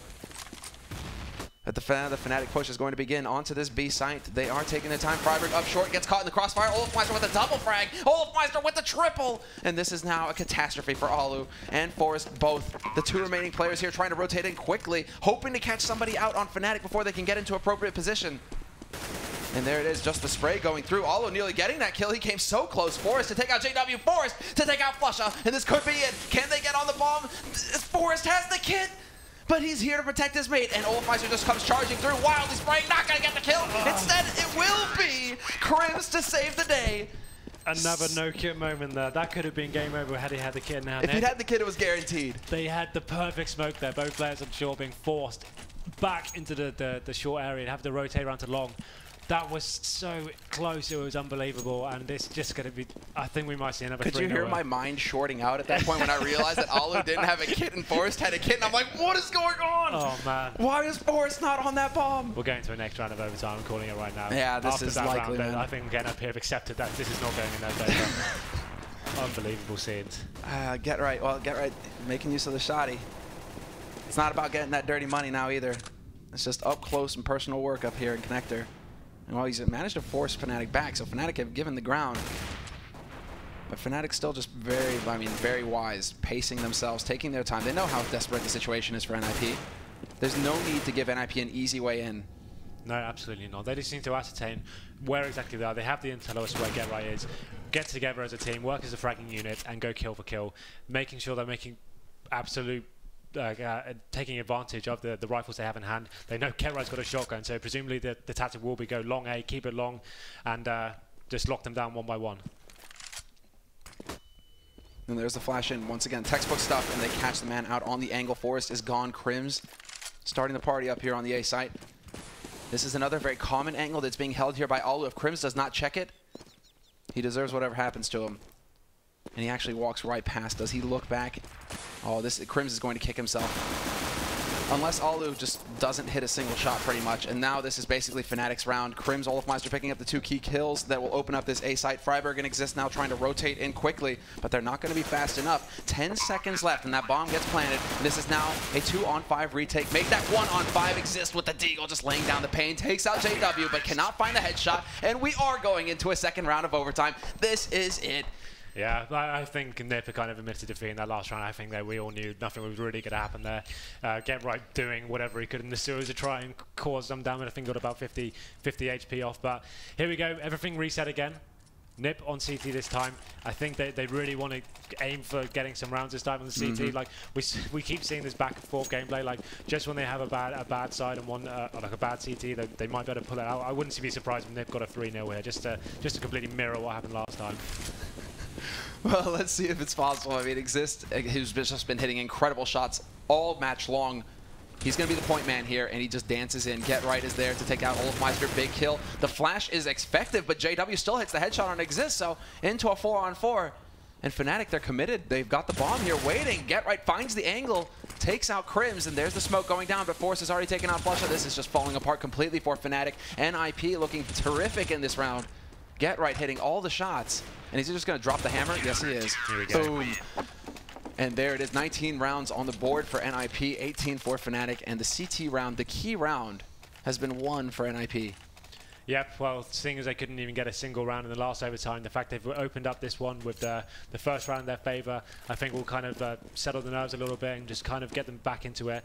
And they'll be looking to take 3-0 again. I really do believe that is going to happen. It'll be difficult for Fnatic to kind of come back from that first round. I think that you see them kind of struggling with the tactical side of it now, just going for straight up B pushes. Forest opening up the fragging here, and it looks like it's only going one way this round. No, that was a very close call there by Pronax. He nearly got that headshot on Exist with the pre-fire, but it wasn't meant to be this time. And then JW walks right into Alu. Krims has got the AWP, and he's actually been pretty sharp with it recently. but he's not going to be given a target. Instead, Get-Right takes out Pronax, and that was over in Soar. So just everywhere now, NiP are just stinging Fnatic. This is what worked so well for them in the actual main half of their CT. Getting that Alu and Forest combination, picking the T's apart, Forest going for that entry kill down in sewers, and Alu being able to pick up all the rotations. They made the mistake in the last overtime. It was playing really passively. I'm hoping that would pay off and they'd be able to like just kind of string it together somehow. But they need to be in the faces and shutting the T's down before they have even a chance to execute anything. So that's exactly what they've done. It's gone perfectly. But as I say that, Crims manages to pick up a kill onto Alu, and will they be able to convert this into anything else? That's what we're wondering now. I mean, they're holding the angles accurately here as far as NiP are concerned. They aren't showing anything. They hardly give him anything to work with. And just as he peeks past, Forest is waiting. That shuts the door in Fnatic's face. As far as Flush is concerned, 1v4. It's him against the world, and he's getting shot in the back already, much like in real life. Nice shot, though. He strikes right back, and this is 15 seconds left. 1v3, HE onto him. He's just trying to work his way up, but they're playing this so perfectly in NiP. Playing the clock, forcing Flush's hand, forcing him to walk up onto that site straight into a crossfire. Textbook play from NiP, 20 rounds on the board for them, and no bomb plant for Fnatic means that they're going to be very light on gear this round. Yeah, we can see the P90 coming out, Tech 9 here. They're kind of focused on the utility here. I think they just know how important it is to even get on, look into a bomb site. You need to be able to smoking off those choke points. So they've opted for the 3 rifles, and the other players that have the lesser guns and a bit of grenades in their arsenal. So it'll be interesting to see whether NiP actually go for the same sort of mentality here. They know they've got the advantage in terms of arsenal. So whether they, so you can see Forest here taking a much more passive play here instead of working his way up into the sewer area. And that has paid off massively for him. Didn't even check. But as I say that, they managed to get the frag back. And here we are. Alu picking up the frag, and he does fantastic work there. That's when he starts to hit the rhythm. Olofmeister will finally put an end to that. Picks up that bomb as well. Nicely timed Molotov. Going to do a little bit of damage to him, but Get-Right holding this angle. He gets spotted, but that sets it up. Great tag team play there between Freiburg and Get-Right on that A site. Get-Right gets spotted, but Freiburg is there to save the day, and then vice versa. Nothing working for Fnatic. And now NiP are 1 round off of match point. This is it. Another 3-0. Like, what is going on? How can teams get no rounds and 1 overtime and get 3 the next? Very interesting stuff indeed. And the ball is definitely in NiP's court. We've seen the Hail Mary plays come out. Fnatic did it that first overtime round of just walking into B and hoping for the best. NiP have been a lot more methodical, in their approach to these T rounds. Whether they'll go for the same sort of, well, they haven't got the AWP here. Suggests they will go for a full execute. They're going to want to be quick on their feet, it seems. And they could just go. They could be thinking, you know what, guys, let's just try and get it done. But Fnatic are already going for an anti-rush kind of setup. The Molotov's going down. 3 guys alive on the B site. I mean, if NiP had gone for the ultra aggression onto the B site there, that could have ended very badly for them. Well, throughout this campaign, they have been getting the entry kills on T side. They just haven't been able to convert the rounds where they haven't been together. So I think they'll be doing more of the same here. It's been Exist, actually. He's been opening up a lot of these rounds with his fragging on shore and in the monster tunnels as well. So it'll be interesting to see what his approach is here. Looks like they're kind of banking on getting towards B here. And there's the smoke going down on short. That's a CT smoke, however, so they're trying to lock them out. Get-Right gets counter-flashed. He's not able to push out. Now he's getting Molotoved as well. Bit of a tricky position there. Freiburg taking an insane amount of damage. Pronax is going to get a double kill. Olofmeister 1 as well. And now the full rotation comes out from Fnatic. And yes, Henry, the facepalm comes in because it's happening. Fnatic are going to pick up the CT round. Neither team is going to cave on this one. It's really interesting, the approach here. Like, it doesn't seem like the T's are taking any map control anywhere. They seem like they're kind of, they space themselves out, choose where they want to go, all go there, and they're kind of just hoping they make those first entry frags and just end it there and then. While they have that breathing space of a couple of rounds, I think they're just banking on the players hitting the shots and getting in there, but they just got completely shut down with the smokes and Molotovs there. It was just too much, and they got a full spray down in the side of their bodies now, and we can see them opting towards this B side again. Interesting to see whether they actually feel like this is actually going to be viable after that last decimation that just took place. Look at the nades that they've got. 2 flashes of smoke and a molly. Yes. Yeah, what's this about? Where? Did they forget something back in T-spawn? Were they discussing outside the boundaries and they're like, oh no, we ran out of time? Maybe a set piece from them. Maybe it's just a case of one person provides the utility, the rest is go run and gun. I mean, it looks like it. It's already a 1-for-1 trade. There's going to be a very quick flank coming in from T-spawn, however, so it's crucial that NiP get up onto this bomb site and get the plant fast. Now Crims is brought to the fore, and there you go. Perfectly done by him. Get-Right will get the kill on him. But that flank, along with the 2 remaining members, I mean, Fnatic right now are putting 3 guys solid on that B site. It's having 3 guys there. The purpose is to stop that kind of rush. Yeah. You have the nades and you have the rifles. If you lose the man, that's Flush, I believe. If you lose the man who's behind barrels, it's not the end of the world because you still have 2 guys holding the site itself. That was really interesting. As you pointed out, there was no utility in the hands of NiP at all, and now they lost the round, and now they have full utility. So like, it really didn't make any sense there in that capacity. But it's almost like an eco, just a weird. Yeah, except it's not Tech 9s. They went with AKs. Well, to be fair, they were running rounds on to be with the Tech 9s. Maybe that's the way they saw it going down. They wanted to save some money just in case it went wrong. But there you go. They do have a full buy here, bar Freiberg, who will have the Galil in hand. But JW has now picked up the AWP again, and I feel like the next frag is be so important here. You see another 3-0 going in the way of the CTs. Smoke clears as well, so that's going to be Kroom's falling back. And they still have JW kind of holding out on long. That's the standoff now between Alu and JW, because Alu, he's going to give ground over there. And it does seem like at this point NiP want to start thinking about gathering up. 55 seconds left. 21 rounds for NiP, 24 Fnatic. NiP still on match point. Fnatic looking to get this last round to take it to another round of overtime. And now it begins. 3 players in mid, 1 still on long. And the lurk from Get Right, of course, over in sewer. And he's just trying to make some noise over here. He's trying to lock down the Fnatic members, but I'm wondering if Fnatic aren't wising up to this. Because they're taking a farther position back on that B site. They could be very close to rotating from CT. And Get Right trying to make it look like this is going to be a B execute with that Molotov behind the barrels, but it's not going to be enough. Look at this, already rotating off, but that doesn't change the fact that Alu gets the entry frag on JW. Key frag right there, and they're going to be able to get the bomb plant. And now it gets very difficult. What was that exist? The spray transfer, double headshot for him. And now 2-on-4 retake scenario for Fnatic. That shot from Exist just completely turned the tables. Fnatic now, their backs are to the wall. Molotov down, and they have to go for something incredible here. Exist is unleashed. Another headshot for him. Get Right now with the lurk. Is he going to get the final frag? It would be fitting, wouldn't it? And he will do just that. Flusha is gone, and NiP, they manage it in 2 rounds of overtime, but they get that map versus Fnatic. Wow. What a finish that was. Like, it looked like Fnatic knew exactly what NiP were doing there. Like that fake from Get Right was absolutely nothing. He threw 1 Molotov over and was hoping he could keep some CTs there, but Fnatic just had 4 players on the A-bomb side there. And fair enough, Exist somehow manages to find something in his pockets to pull out 2 huge headshots. And like, for me, I think Exist was my MVP there for that whole series. He seemed to be instrumental in getting the opening frags for NiP in a lot of the crucial rounds there. I'm just like drained now. Yeah, I'm drained. I don't know how they feel, but like there's just so many ups and downs in that game. Just one moment that's in my head still is that whole defuse moment from JW. That would have changed everything. Yeah, absolutely. That would have been Fnatic right there. They could have closed it out. And instead we go into this where Fnatic, I mean, they decided to take the risk by rushing through that smoke. It just exists. That adjustment made by him, that's legendary stuff right there. Yeah. And he gets the following kill as well. Just 3 kills in a key round. Absolutely crazy. Exist really came alive this map. What a back and forth game that was as well. Like, both teams looking strong at points, and then the overtime rounds are so random. We see 3-0, 3-0, 3-0.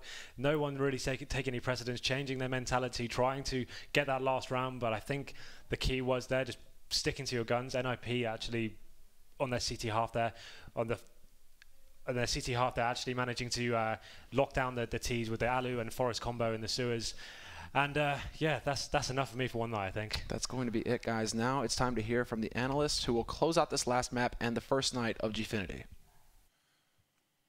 Thank you, gentlemen. What a crazy way to end it. What a beast of a series. Like, no doubt about it. Great. And I mean, obviously we chatted during it. Yeah. Like, it could have and it should have ended far, far, far sooner than that. Don't start using words like should have ended, Scott. Like, don't trigger me. No. I'm not ready for it. I'm in a vulnerable mood right now. But NiP should have closed that out. I think when a game's that good, though, you don't want it to end. What was bizarre was NiP won this game and were constantly at match point, series point. All this time, they were always the one getting to the match point.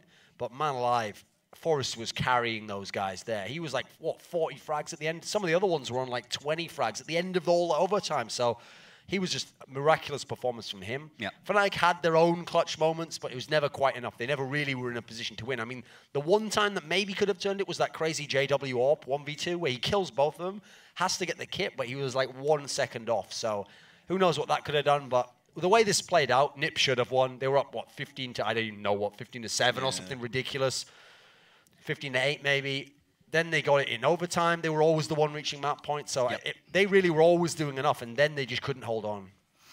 Yeah, and it's, again, they pulled it out. This is a weird series where both teams could actually think we could have won both maps. And both will probably think so, yet in reality, I think it turned out the right way. It's a real topsy-turvy series. Like, I called it 1-1. I think when these teams play, it is pretty close, even though Fnatic are the better team right now, just in terms of form. But what they did there is, just for NiP to beat Fnatic on Overpass is ridiculous.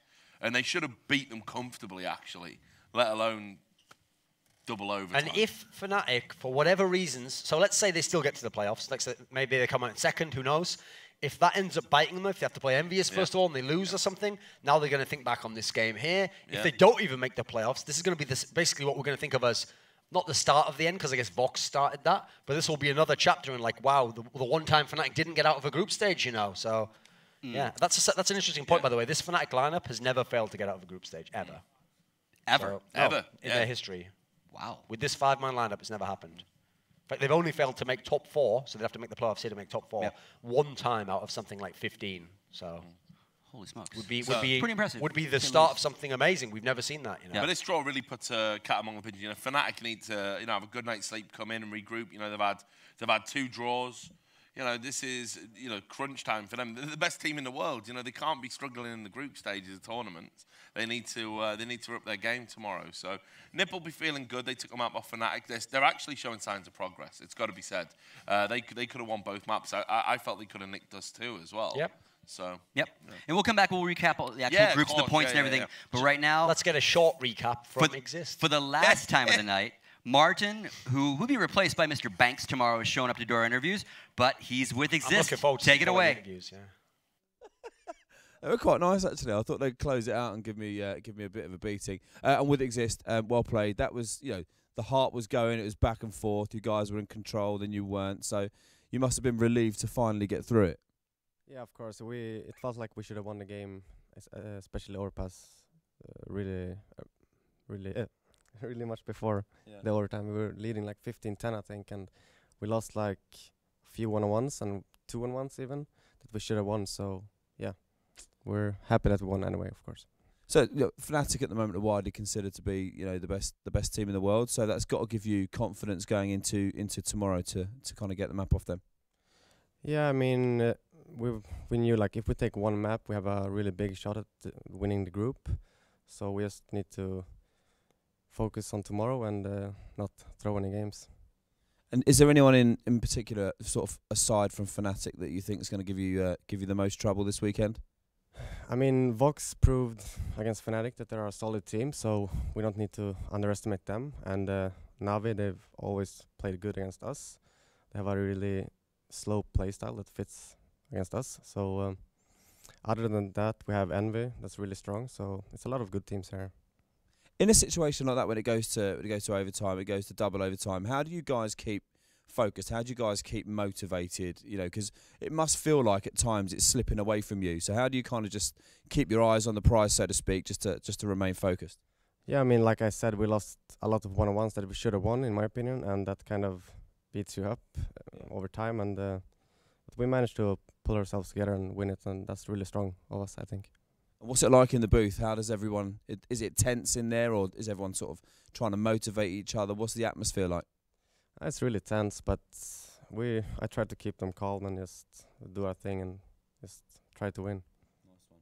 Okay. Right, thanks very much. That's the final interview today. Thanks, Exist, for joining us. Everyone's knackered, so we're going to go to bed. We'll probably via the pub. But boys, over on the desk, it's over to you. Thank you very much, Mr. Clean. You've been amazing today. I was getting tired just looking at his face, so I'll be glad to see something new, get a little bit of variety, some hair maybe. That distracts away from the features. Yeah, the anime beard of Banks is going to come in and... Hey, Hatchie's coming tomorrow, boys. Professor Weeabo, as I call him. All right, so let's... Good nickname. Let's go through some replays, and again, let's talk about the new guys a little bit, Alu in game and Natu out of game. Alu, and obviously, when you look at frags, top stacker, bottom stacker, a lot of that does depend on what your role in the team is. It doesn't necessarily indicate that you're horrible when you bottom stack, but he didn't do well. Alou did not do well in both these matches. He a did rare bottom match stack, that in that first one especially. And the other thing is, normally he does well in the big games. Actually, he's like a really good pressure player. But no, in this game he was conspicuously absent. Meanwhile, Forrest's the guy who's had the real problems over the last few months. You could count on, it wouldn't even take one hand's fingers to figure out how many bad games, how many good games he's had over the last 3 months. He's really in a slump, and yet he was the whole reason they won this map here. And he knows it as well. Like Forrest has been really struggling. Probably the worst he's played since NiP actually come into being. Yeah, and he admits it. Like he knows it as well. There's been lots of theory crafting about why this might be, but whatever it was absent today. He was huge. Really dragged them through the series and helped them get the draw. And you know what? Like you say, this realistically could have been a 2-0 for NiP here, which would have been huge for them, you know, in terms of their development, in terms of their evolution. Obviously, Fnatic, I still don't think we should read too much into one day of them not fully firing. But I think if they go into tomorrow and these problems are here and they still persist, they might, you know, they could struggle. You know, this is, it's not over by any means, this group. Yeah, I mean, again, we'll talk about the points in a few minutes. Yeah. Natu, too early to really kind of discuss? Because I know you're good buddies with him, right? So. I think this NiP team, just on that, all right, let's take that performance in isolation, and let's think about what we saw the series at PGL, where Fnatic just absolutely beasted NiP. Yeah. They just beasted them, embarrassed them. The gulf in class was so evident. Now, that was when they had no coach behind them. And Natu was up with us in the analysis desk. And we had a bunch of awkward conversations. We were like, yeah, so what's going on with NiP? And he was like, I don't know, mate. I don't know. I can't possibly comment on all of that. And we were like, yeah, you just fed us a line of horse shit there. Yeah. Like, you blatantly knew what was going on. And he didn't. And now he's up there and he's the coach. That is a completely different NiP team, what played that Fnatic side there. I mean, they actually look really competitive against the side that we all agree is the best team in the world.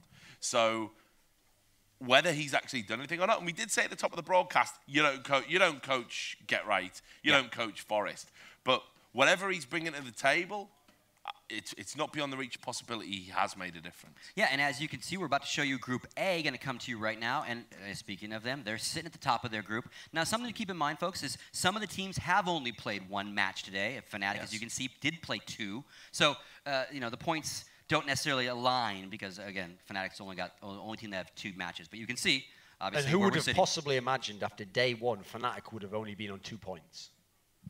Yeah. I mean, remember, they could have lost 1-1 when they'd have 3 points still. So this is an inconceivable amount of points for Fnatic to be on. So. Inconceivable. Yeah, and ideally, they potentially are in trouble for where you'd expect them to be in. Because now when they play Na'Vi, that's a game that really matters now. Oh yeah, big time. Yeah. And the way Vox is playing, you know, against these other teams, you know, that's not going to help Fnatic at all. Vox aren't going to be also Rans. Obviously, we know they did draw with Fnatic today, so that's a huge result. Like I said, you know, it was a close series throughout. I had a feeling that maybe Na'Vi could pip NiP and jump ahead of them. But like now you're wondering, could it be Fnatic they jump ahead of? Because if Na'Vi win their game tomorrow, that's going to put them on, you know, level points with NiP. So, and the other team that did play twice was Liquid. You know, won one, lost one there, as you can see. And that is our first matchup tomorrow on this stream is Liquid versus Vox. Yeah. So we got the 2 underdog regions going at it again. It'll be very interesting.